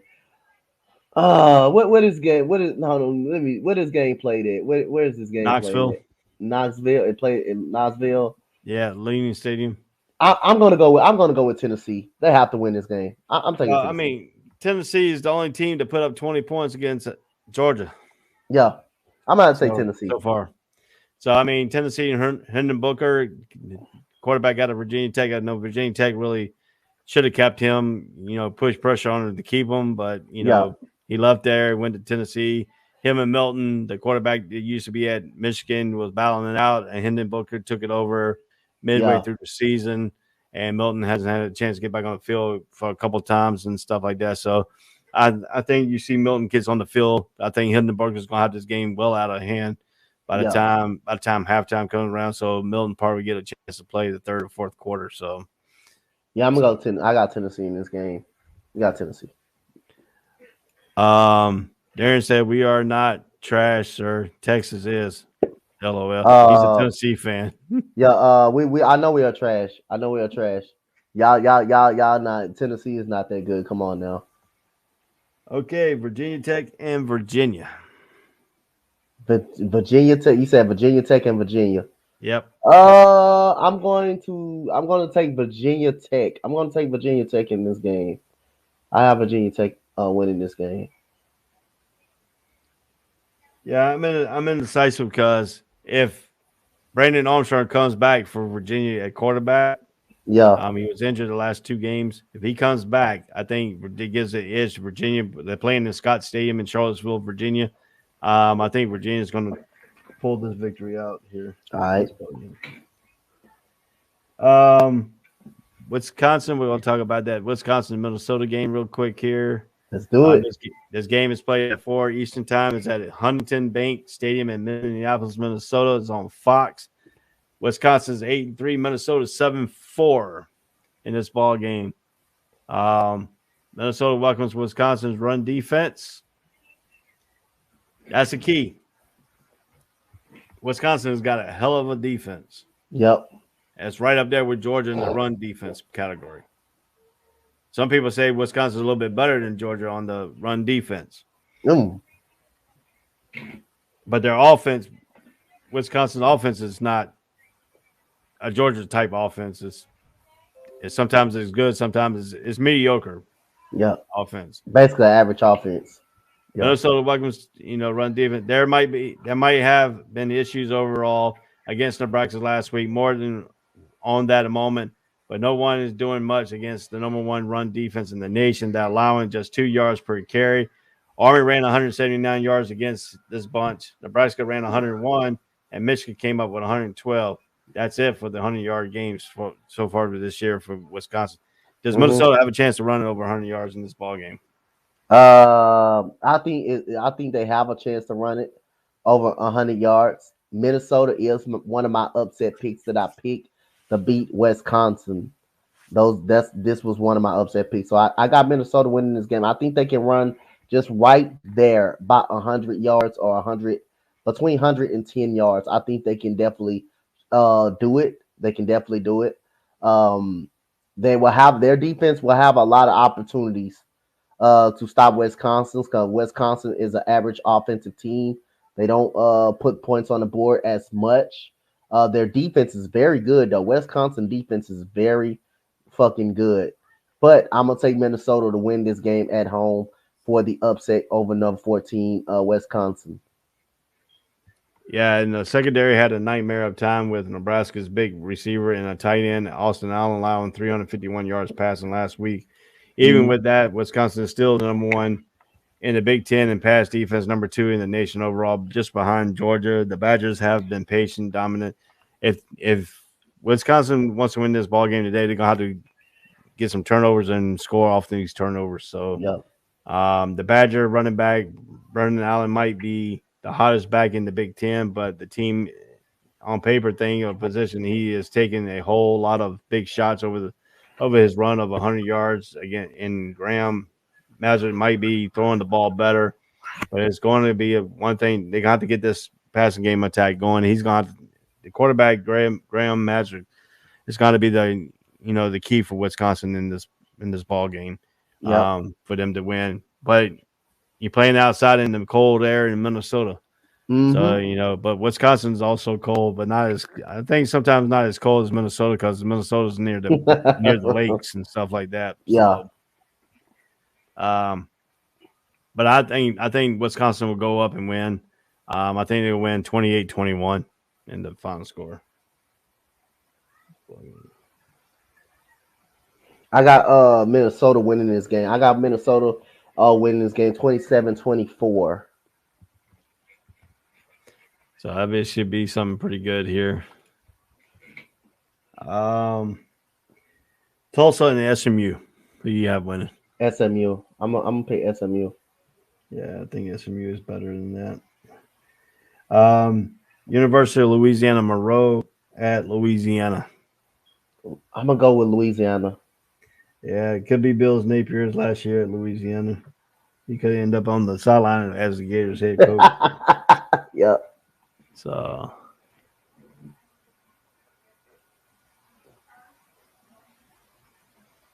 okay, Arizona versus Arizona. It's a 4:00 Eastern game. It's at Sun Devil Stadium in Tempe, Arizona. The Pac-12 network. Arizona 7-4. Arizona State 7-4. Arizona's 1-10. Herb Evans got this team rolling a little bit here on the thing. So, what do you see out of this ball game between the two Arizona schools? I see Arizona State with a flat-out beatdown. Yeah, you stole my sentiment, right? Arizona might not have the guys, and it hammers by injuries and lack of depth. Is losing defense coordinator Don Brown to UMass head coaching gig. That's gonna be a hurt right there for It's going to be really hurt for there. The results aren't there, but the team will push for all 4 quarters. Arizona State has been ultra inconsistent. Herm Edwards has said that over and over, that they've been inconsistent, a lot of turnovers. But Arizona, one thing about Arizona State, don't have to worry about. Arizona does not take the ball away often. The team is dead last in college football in turnover margin, just 6 takeaways. Arizona can maintain a decent offensive balance and control the game. I think Herm Edwards will control this game 70-7, as long as Arizona doesn't lose like it did last year. It'll be measured as success moving forward. Yeah. One thing about Arizona, they do fight though. Arizona do fight. They put up a decent fight. They just don't got enough talent in that program, because I believe I did the game earlier this year between Arizona and UCLA, and Arizona put up a good fight in UCLA. They put up a good fight against UCLA. And Dorian Thompson-Robinson did not have a good game in that game. He struggled against Arizona. So basically UCLA running game beat Arizona basically, but they do fight. The team is just not even that. It just don't have enough talent. Yeah, so I got Arizona State winning heavily 40-13 my score. Yeah. I got them in a blowout as well. I got them in a massive blowout as well. So we're getting close here. We're almost 40 minutes away from college kickoff time here. We're going all the way up to 12 o'clock kickoff time. Next game we're going to cover here will be the Texas A&M game versus LSU game. This game is at 7 o'clock Eastern time at Tiger Stadium, Baton Rouge, Louisiana. If LSU wins this game, they come bowl eligible and give one more game to Ed Orgeron before he retires. He's actually said he was not going to coach anymore. He's going to go in retirement. So he's a Louisiana guy, product from the college and stuff like that. What would this mean for Ed Orgeron to win this game and take LSU to a bowl game in his last season at LSU? I mean, it will mean a lot for this guy. It's just a massive drop off for the last 2 years since that national championship team, that unstoppable national championship team. I just don't know what happened to all the players. I just don't know what happened to this program. I guess all of those guys that left kind of hurt this team.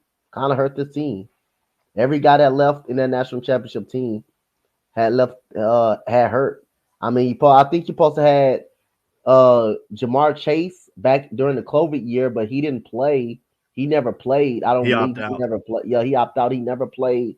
Most of their defense opt out as well. They never kind of played. So, and the defenses became bad, very bad. And the cornerback you got over there, Stingley, he's going to be a first-round pick this year. He's going to be a good first-round pick. But their defense can't stop anybody. Their defense is bad. Like last year, throughout 3 games, they were giving up 40 points, almost 40 points per game. Their defense has taken a legit turn. This offense, this team is inconsistent. And again, I like to say it, I don't see this happening. I don't see them going bowling this year. It could be a tough game. They can make it close. I think A&M is going to come out with this game in a close fight. I got A&M winning by 26-20 in this game. It could be a shootout, but I don't think LSU just not good enough to beat A&M right now. Yeah, I mean, I look at it this way here, too. Ed Orgeron's team hasn't scored enough points. They did put up 49 against Florida. The O has been on top of in the SEC play by a mile. Overall, it scored more than 28 against the Gators. Central Michigan and McNeese State, that is it. Texas A&M might not have enough high-power attack, but it might be able to put this away with a few early scores. However, Texas A&M should play LSU speed. But LSU, too, you got to give something about LSU. Their 2 top corners are out for the year. They had a lot of injuries that downplayed this year. They could have been a better team than what their record has showed. They have played in games and stuff. They almost beat Alabama. They did beat Florida without, there was the running game. The dude beat Leonard Fournette's record at LSU. Yeah. in one game with the single running record there. The defense has been pretty good. It's been strong, but Texas A&M too. So, but they're going in. They're not playing at Kyle Field, where the 12th man is. They're playing in Tiger Stadium, which is going to be Baton Rouge. Yep. It's going to be 80, somewhere probably about 90 to 100,000 people there. Ed Orgeron's last game, the team's going to play for him because the team did not quit for him. Yeah, they did not quit. They're going to play for him. Yeah. So I think they have a lot of things, and I think LSU has a little bit more to play for than Texas A&M, and that could be a barometer set there. I think LSU could pull up this upset victory. But then also, again, Jimbo Fisher comes back to the team that he was offensive coordinator for under Nick Saban at LSU, and it was rumored that LSU wanted him, and he turned him down, I guess. So that could be another thing too. Say, hey, you could have came here, but whatever. So I think LSU could pull this out. I think it's going to win by field goal. Okay. It could be close. It's definitely going to be a close game, a close fight. But I would really like to see Orgeron go on a nice go out with a bang, man. I would really like to see him go out with a bang tonight. So, who do you have? Middle Tennessee or Florida Atlantic? Florida Atlantic. I'm gonna take Florida Atlantic. Yeah, they've been doing pretty good this year. I got them too. West Virginia at Kansas.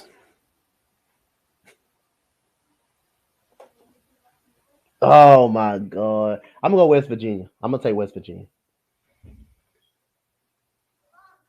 Yeah, West Virginia at home, they're good.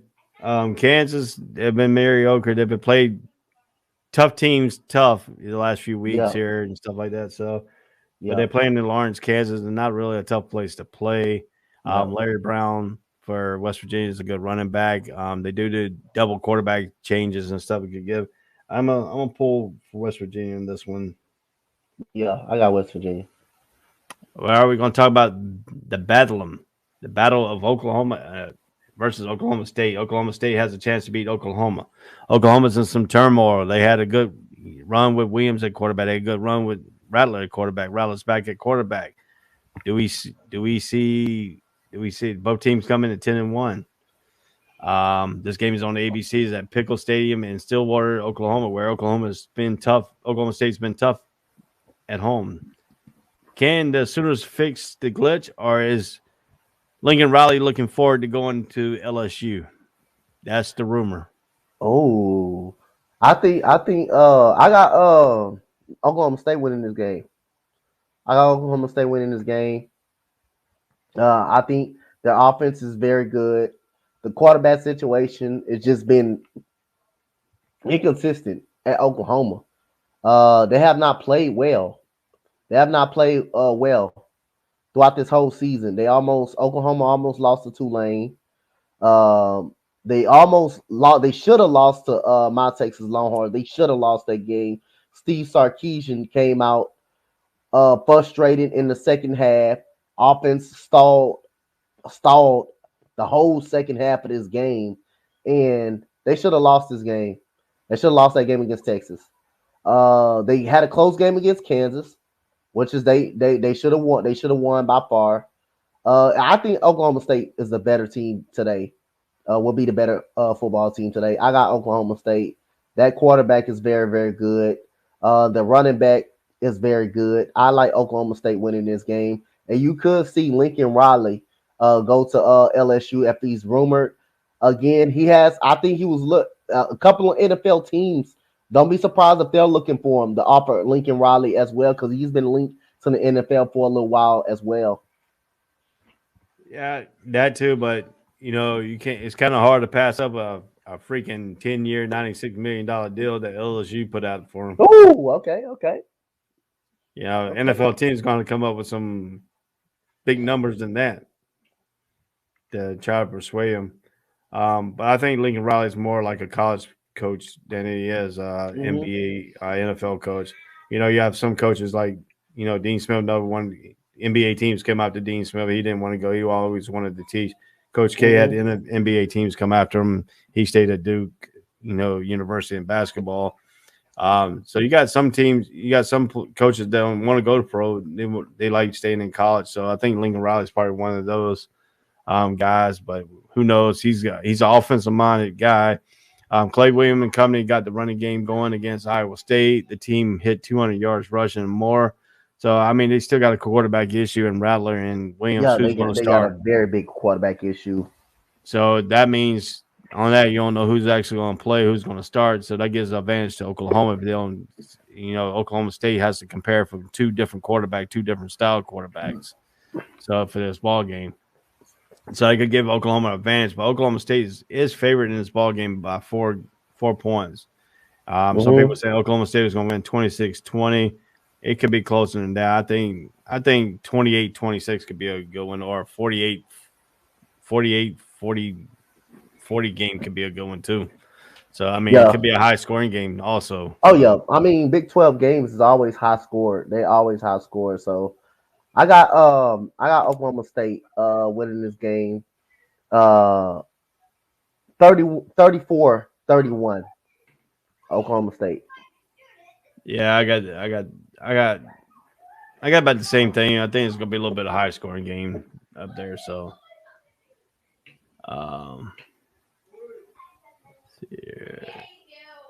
okay. So our next game here will be Pitt and Syracuse. This game is at 7:30. The Carrier Dome in Syracuse, New York, ACC network. Pitt doesn't really have anything to play for. They're 9-2. Syracuse 5-6. Pitt's already in the ACC championship game, waiting for either Wake Forest or North Carolina State. Could Pitt overlook Syracuse in this ball game? No, nobody should overlook anybody. I think Pitt gonna get the win, but I don't think you should overlook anybody. The ACC, the conference games will always be tough to play. The conference games will always be tough to play. So again, Syracuse not gonna lay down. Pittsburgh gonna have to come in and gonna have to go in there, and they're gonna have to beat them. And they're already in the ACC championship. So just because they're in the ACC championship game, don't mean they can overlook this team. Don't mean they can come out and not show up. I think Pittsburgh is gonna win this game.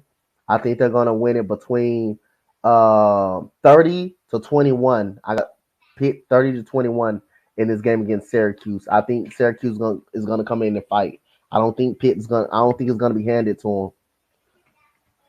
Yeah, I look at this. I look at two different things here. I think the quarterback Kenny Pickett's got something personally to play for himself as a thing for the Heisman. He's in that Heisman talk. I think if he has a really good game here today, he could be right up in that Heisman pick. He's right up on top of the NFL, ladder for quarterbacks in the league. ACC is a deep league of quarterbacks. I mean, you got O'Leary at North Carolina State. You got Sam Howell at North Carolina. You got Kenny Pickett at Pitt, and those are the set top 3, top 4 quarterbacks in the league. Derek King was up there until he got injured. Yep, he was up there. Next year, Van Dyke could be up there as one of the top way he's been playing for Miami. But also the Pitt's defense has been great too.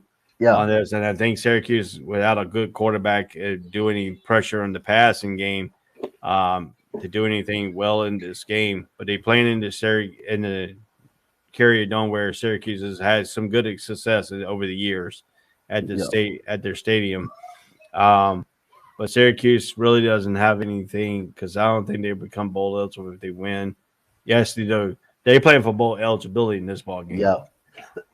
That's what's gonna make the game a little more probably interesting and Pitt coming out and Syracuse coming out to play. I think they're gonna come out and play really hard, but I just don't think it will be good enough. I don't think it will be actually good enough. What up, Greg? Saying hi to you. What up, my boy? What up, Greg?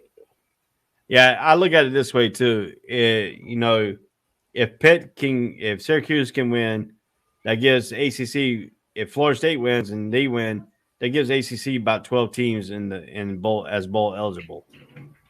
So they're competing right up there with the Big Ten and the SEC for bowl eligible Yep. teams.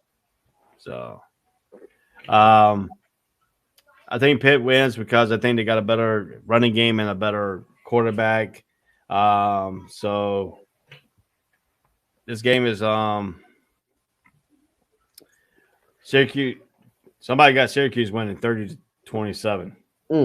Pitt's favored by 13 points. I don't think that's going to come true. I think Pitt's going to handle their deal. Yeah, because they want to go. They want to get a.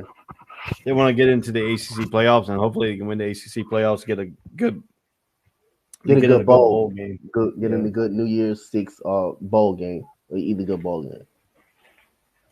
So the next game we're going to talk about here is this Clemson at South Carolina. Saturday, November 27th at 7:30. William Brice Stadium in Columbia, South Carolina. Can't stand the stadium because it's downtown. There's no parking. You got to park in people's yard, and they try to cheapskate you. You know, you want to park in my yard, you got to pay $40. But anyway, this game is on the SEC network. Clemson comes in 8-3. South Carolina comes in 6-5. Clemson has no shot playing in the ACC championship game now, due to the North Carolina State win over North Carolina last night. So what do we see here for Clemson? Because Clemson is, like I said, they're 8-3. They need to win this game to try to get a good bowl game. Okay. So this is really a down year for Clemson. Yeah, this is a down year under Sweeney's barometer. This may be Dabo Sweeney kind of worst year, down year so far. 8-3. He's normally been going undefeated or making a national championship game. This is like a down year. Well, it started off like that against Georgia, the top defensive team in the country. Then you lose to I think you lost to NC State as well. They lost to NC State in a close game in overtime. Teams have been playing Clemson tough. I mean, South Carolina, that can happen today. The same thing. 6-5 South Carolina, very good defensive wise. They're gonna put up a fight. But I'm gonna take Clemson in this game. And the only thing I don't like about Clemson, I don't like the quarterback situation. I think the quarterback situation is kind of a little bit average, a little bit. The Clemson defense is pretty decent. They're pretty decent on the defensive side of the football. I'm going to take Clemson. I'm going to take Clemson out on the road against South Carolina. But South Carolina can win this game. They could definitely win this game. They could definitely come out to play. I'm going to take Clemson in a close football game, winning this game. I'm going to take Clemson 20. I'm going to take Clemson 24-21. Clemson. Yeah, Clemson and Ugalea, at quarterback, he struggled most of the year. He started getting stuff together now. Last year he played that one game against Notre Dame, played excellent there. Excellent. Lights out. He thought they were going to get a good, quarterback coming in after Trevor Lawrence, and he hasn't been up to that level of playing. Clemson's been down this year, but the Clemson defense has been keeping them in ball games. They're pretty special still. There, but South Carolina might not have a killer D, but it takes away the ball with 23 forced turnovers on the year, and the secondary is third in the SEC with fewest yards left, and it's the offensive side though that has come through. So if you're looking at this and you're looking at what they say about the SEC is supposed to be a football conference, blah blah blah, ACC is supposed to be weak, but if Clemson comes out and wins this ball game, against the SEC team, it makes a statement for the ACC too. Yep. Clemson's number one in the ACC in total defense, allowing only 318 yards per game. South Carolina's 5-1 this season, coming up with more than 318 yards. They beat Florida at Brice Stadium. It's one of the Florida losses this year there. So I mean, they are capable to win, but I think Clemson is going to go in there because they want to go in and put people's mouths saying that they're the better South Carolina team. Yep. So I got Clemson winning this ball game myself. Let's talk about Kentucky and Louisville, another SEC ACC battle. Let's get right. Let's do it. Kentucky comes in at 8-3. Louisville comes in at 6-5. This played at Cardinal Stadium in Louisville, Kentucky. It used to be Papa John Stadium. They took that name away when the owner got, with his issues and stuff like that. So they downgraded the stadium and stuff like that. So, so when you look at this game, I mean, another SEC ACC battle. I got Kentucky winning this game. I got Kentucky winning this game. They're great. They're a tough team. They beat LSU. I think they beat LSU this year. Was that LSU that they beat earlier? They beat someone when they were ranked. They were hot. They beat them when they were ranked. I think they were undefeated when Kentucky throttled them. They throttled them earlier. Also, but go ahead. Also, Kentucky beat Florida too. Yeah, that's who it was. That's who it was. They beat Florida. They beat Florida at home. Yeah, for the first time since 1986. That's who it was. It was Florida who they beat when Florida was ranked high. And Kentucky, that's a good football team. That program has really actually turned around. Love their defense. I love how their offense plays, but I love their defense. Their defense is very physical. Against Florida, they completely shut down Florida. They completely outplayed Florida, and I can see the same thing happening today with Kentucky against Louisville. Louisville, another team that fell off since Lamar Jackson left. They have not actually been a good football team. And again, I got Kentucky. I love Kentucky going into this game, man. I think their defense is pretty decent for us. What I've seen against Florida, their defense is physical. They're nasty on the defensive side of the ball. The coach built a great winning culture over there in Kentucky. I got Kentucky winning this game against Louisville. Yeah, I got the same thing. I think Kentucky is gonna, because they're a better defensive team. But Cunningham comes in a little bit injured for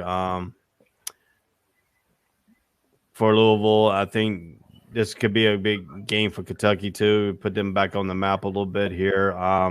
Wildcats might have lost to Tennessee, but the O cranked up over 600 yards.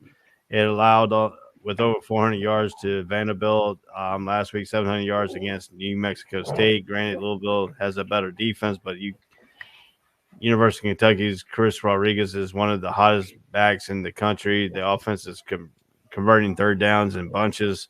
So I think that's what it's going to give up for Louisville. I think they're going to give up a lot of third down plays to Kentucky. I think Kentucky is going to win 30-26. Louisville is 3.5 favorite in this ball game. So I got Louisville too in this game. Yeah.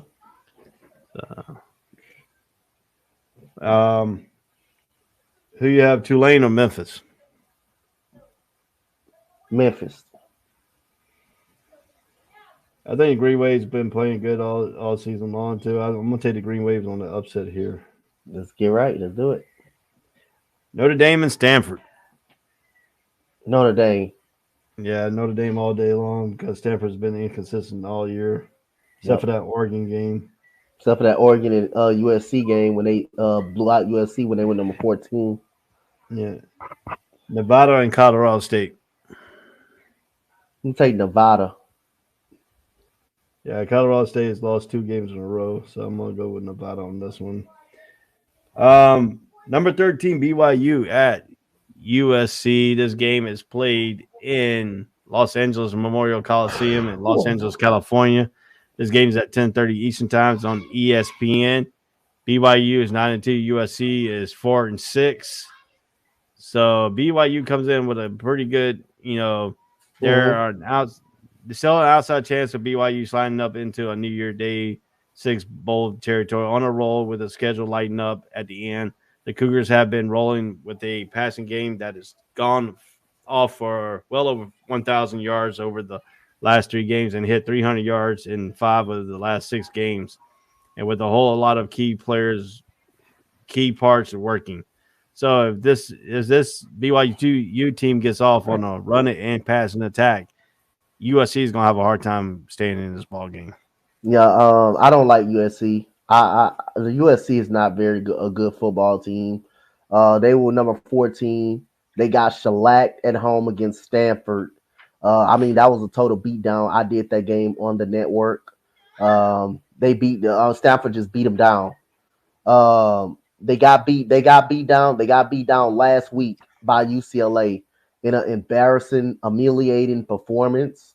I like BYU. BYU is a very good football team. They beat. I think they beat Arizona State. I did Arizona State and BYU. Their offense is good. Their receiving core is very good as well. That quarterback is very good. The running back is very good. So I like that their BYU has a solid offensive game, solid offensive scheme, and I don't think the way USC played, I don't think they'll better stop that offense, that BYU offense. Also, that defense is pretty competitive. So again, it was an humiliating and embarrassing performance by by USC, and I don't see them stopping this assault by BYU. I think BYU is going to get into a New Year's Six bowl game. These guys are really good. They got playmakers on the offensive side of the football. They got a good running game, and when that quarterback is on, he is on. After he threw that interception against Arizona State, they dominated they dominated that game against Arizona State, against a very good Arizona State football team. And Herman was so I like BYU going in this game. I don't like USC. They're in turmoil right now, and I think BYU is just clearly a better program and a better football team. Yeah, and if you look at it this way too, once again, USC will play hard and come up with a push offensively, but BYU is too balanced, too sharp. Don't think this really doesn't matter to BYU. A win, it means a 5-0 season versus the Pac-12. They could have won the Pac-12. Mm-hmm. So that's the thing about BYU. Let's see here. That's about the key there. I think BYU is going to destroy them. I don't think it's going to be close. I don't think it's going to be a close ball game either. I think BYU going to put a spanking on them. Yeah, they say BYU 34, USC 26. Some people got it close. BYU's a 7-point favorite and over and under 64 in this game. I mean, BYU did put up 66 points against Virginia. So it could be one of those type of games, with them actually blowing them out and stuff like that. So, if that offense get going, it's going to be offense get going. What BYU struggles the most is turning the ball over. I have BYU in this game by 20. Jalen Hall has 1 interception. Yep, that he did that against Arizona State game. Turned the ball over once, and after that, they were just on cruise control. After that, Arizona State just couldn't stop them. After that, yeah, BYU. He said Nate's a BYU fan. He says 39-19 is the final score for him in this ball game. So, we broke down all the cuts. We got one more. California and UCLA. Who you got in this ball game? UCLA. Dorian Thompson-Robinson is very good, man. That guy is very good. Zach Charbonnet and Brown, is very good at the running back position. They have too many weapons on the offensive side of the ball. Phillips is pretty good as a receiver. They are very talented, man. But Dorian Thompson-Robinson is a very good dual threat quarterback. If he can just work on consistency, throwing in the pocket, and accuracy, he's going to be a good quarterback. I like UCLA in this game. I think it's going to be a rout. Yeah, I mean, we look at it this way here. I've been looking at some of the scenes around the college football stadiums today, and I just noticed that it is snowing in Ann Arbor, Michigan, for today's game. So, how do you think the weather is going to play a big role in this ball game? Oh, it could play a huge factor. That means it can play kind of in Michigan favor a little bit. I think it can mess with the freshman quarterback Stroud at some point. And it has a potential to be kind of a low-scoring game now that the weather conditions is up a little bit. I think this you're gonna see some forced turnovers, a couple of fumbles. You probably may see now that it's pretty cold down there. You can see a kind of low-scoring game that can impact a game a little bit. Yeah, true. And so, this I want to key emphasis. We got like 12 minutes, less than 12 minutes here before kick off, All and right. we get started. So I'll let you go in like a few minutes here because I know No, you're we getting good. ready Let's go. to call this Yep. Ohio State Michigan game. So get you ready for that. So, but to me, with this Michigan State and all these rivalry games today, which rivalry game you think is going to be the best out of all the games today to watch? Yeah, I will say this one. I will say this game, but I want to go. I want to go with Michigan State. Michigan State game. I want to go with that game a little bit. I think that game has a chance. That game is going to be very, very close. I think Michigan State and Penn State game is going to be very, very close. That's going to be very competitive. And that's a running back, great running back over there at Michigan State, man. That dude is a demon. He's a monster. 5 touchdowns against Michigan in a 20-point comeback. That's insane. I will say this game as well because, like I say, now that you brought in the weather condition, this game could be also turned into an ugly game with a lot of forced turnovers. And cold weather does impact the game, does impact a game in some type of way.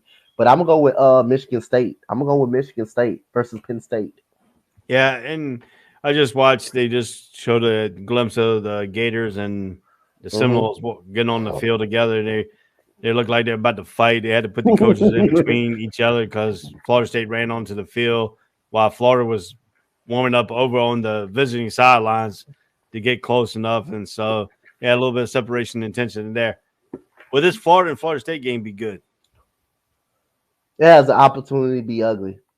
A lot of I think fights. a lot of fights, but it also has a lot of opportunity to have be an ugly game as well. I don't think this game will be very good. I don't think it will be too good. I think this game can be kind of be ugly between two Right. bad programs, not so good True. programs. And if you look at some of this stuff around the league here in conference play and stuff like that, I think that South Carolina Clemson game could be good at one point. But like I said, if Clemson gets up big, it could be a not really good. Louisville game Yeah, could be excellent because both team plays good defense. So yeah, that could be a defensive battle there. But I think that Michigan State and Penn State could be a wide open game, could be the most high scoring game today. yeah, But then again, you got definitely. Oregon out there who likes to run up the score too in their type offense and Yep, stuff like that. So that game could be actually good for the Civil War battle. So we're looking at a lot of potential big games and stuff like that. So do you have any closing thoughts? My closing thoughts, man. First of all, I want to say thank you for having me on. Thank Coach Spotlight, for inviting me to the stream yard. The Ohio State and Michigan game should be interesting. And man, I'm always up to talk college football. I'm a big sports guy, NFL, NBA, college guy. And a final thought that even though Texas won against Kansas State, Steve Sarkisian should be fired from Texas. You got guys that are going to transfer, and he lost. I think he lost the locker room. He lost the locker room. He definitely did. You got guys that's transferring. You got guys that don't like playing for Steve Sarkisian, so he did lose the locker room. Um, it's just a mess at Texas. It's just a mess at Texas, and he deserves to be fired. We haven't lost to Kansas in a decade. We lost. We lost by 3 halftime leads. The very next week, after we lost to Oklahoma, we lose a halftime lead to Oklahoma State when we had them down. We was up 21-7 in the game. We was up 21-7. The very next week, you lost a halftime lead. So his offenses has a chance to be getting stalled in the second half, and he should be fired. He is not too good of a coach. He'll be better as an assistant coach on a Nick Saban coaching staff. That's just no more. No more. He shouldn't be a head coach. He needs to be fired after Texas. Texas need a new face. We never lost to Kansas as long as Matt Brown and Tom Herman was the damn coach. Now we picked the right time to lose to Kansas with this guy. This guy needs to be fired after this year. That is my final thought. And like I say, I think Michigan and Michigan State and Penn State, that's going to be probably the best rivalry game of the day. Yeah, I agree with you on that. But with that Oklahoma game, I watched the Oklahoma and Texas game. It seemed like the running back got it. He ran out of gas in near that fourth quarter. So Yep. I mean, he used them all the way through the first three quarters, and by the time the fourth quarter, he was gassed. Yeah, he So was I mean, gassed. But the offense got stalled too. The offense got yeah, stalled really, really bad. They didn't score till late in the fourth quarter, and that's when Xavier Worthen tied the game. And then Oklahoma running game starting to get out. They start to run the football. They start to get pressure on Case Thompson. You've been alternating quarterbacks all year long. No yeah. consistency at the quarterback situation. So it's just a mess, a dumpster fire in Texas, and Steve Sarkisian needs to pay for this disappointing performance of this Texas team. Yeah. So that's Texas. I mean, you got a rich tradition there. You got the boosters, got money and stuff like that, and that's the only coach they could really come up with. I think they could come up with a better coach. If that coach position does come online, could we see like a John Gruden might jump on that train? Yep, I can see it actually happening. I can see it actually happen. But again, Texas need a spark. They need a spark at the coach at the head coach position. I mean, I don't think Steve Sarkisian is right for the job. I mean, clearly you got players wanting to transfer and wanting out. You don't have the respect of the players, and the players have completely checked out on Steve Sarkisian, and he completely lost the locker room of those young players that wanted to transfer. So that is a bad example for this program. Yeah, that's true too. I'll give you that. I'll give you all that. Because you know a little bit more than I do about Texas football. So, I mean, Texas is big in high school football. I mean, first time I went down, Yep. I think San Antonio or someone went to a high school. I went to a Yep. high school. I thought it was a college because the stadium was like big.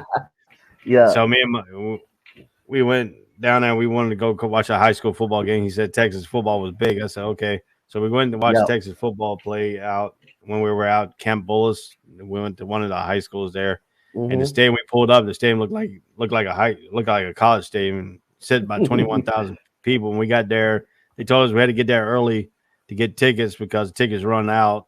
And if you want to sit, they have a lot of standing room only. But if you wanted to sit, you had to get there early. And we got there the game was at 7. We got there at 4:00. We're probably about the 5th one in line. Yeah. And then next thing you know, about an hour before game, it was 21,000 people sitting. It was like 21,000 people sitting behind us. The stadium got filled up pretty good, So, yeah, Texas football is pretty big out there and stuff like that. So, I mean, Texas does keep a lot of homegrown people there. That's a good thing. Matt Brown used that same philosophy at North Carolina and go to North Carolina, try to keep all the talent in state, then let the talent get out of state. Sometimes it works, sometimes it don't. But still, if you look at the college football mecca, Texas is about to go to SEC country in 2023. Yeah. And they go, Oklahoma's going to follow them because, you got to keep that rivalry going, the Red River rivalry. That's going to bring a lot more money into SEC because you got the Longhorn channel. Along with the SEC channel, you got the Longhorn channel too. So, But it doesn't look like they're going to, the way everything is going, it doesn't look like they'll fare well in the SEC playing like this. It doesn't look like.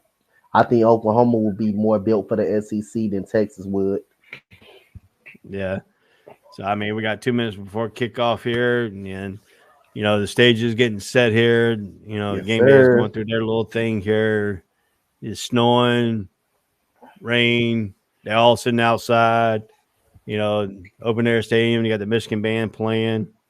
So you just hope to hope people on the trombones not getting their lipstick, stuck on the thing on the instrument. Yeah, this is gonna be really pretty. This should be really pretty. It's gonna be a competitive game, man. It's gonna definitely be a competitive game. So again, the winner of this game, the loser of this game is pretty much out. Yeah. Pretty So, much out. what your guys' final prediction for the Ohio State-Michigan game? I got Michigan on the upset. I got Ohio State winning this game. See, the difference between these two teams right here, Ohio State is better offensively and they're competitive defensive wise. The problem of the John Harbaugh teams, you can't get the quarterback situation right. Even though it feels like he has it right this year, they talented on the defensive side of the ball. They got good cornerbacks. Again, this team is good, but Ohio State looks better on both sides of the ball. And I can literally see Ohio State coming away with this game in a close game. It's going to be a close game. The weather conditions going to be kind of tough to fight through, but I think Ohio State is going to win this game this year in a close game. It cannot be a blowout if you're Jim Harbaugh. This game cannot be a blowout. You guys are going to know by the first possession of this game whether it's going to be a blowout by Ohio State. You guys will know that for first possession of the game. First series of the game. Well, you got this game at 12. We got Ohio State versus Michigan, and North Carolina State fans are looking at the Wake Forest and Boston College game for implication of the ACC Atlantic Division winner going into the ACC championship game. So we got a lot of good games coming on at 12 o'clock. A lot of things going to fit in places with the conference championship next week. So thank you, Coach, for joining me. Yes, this is sir. Ray Cruz. This is the All Sports, All Plays Network College Breakdown. Everyone have a good day. All sports, all plays.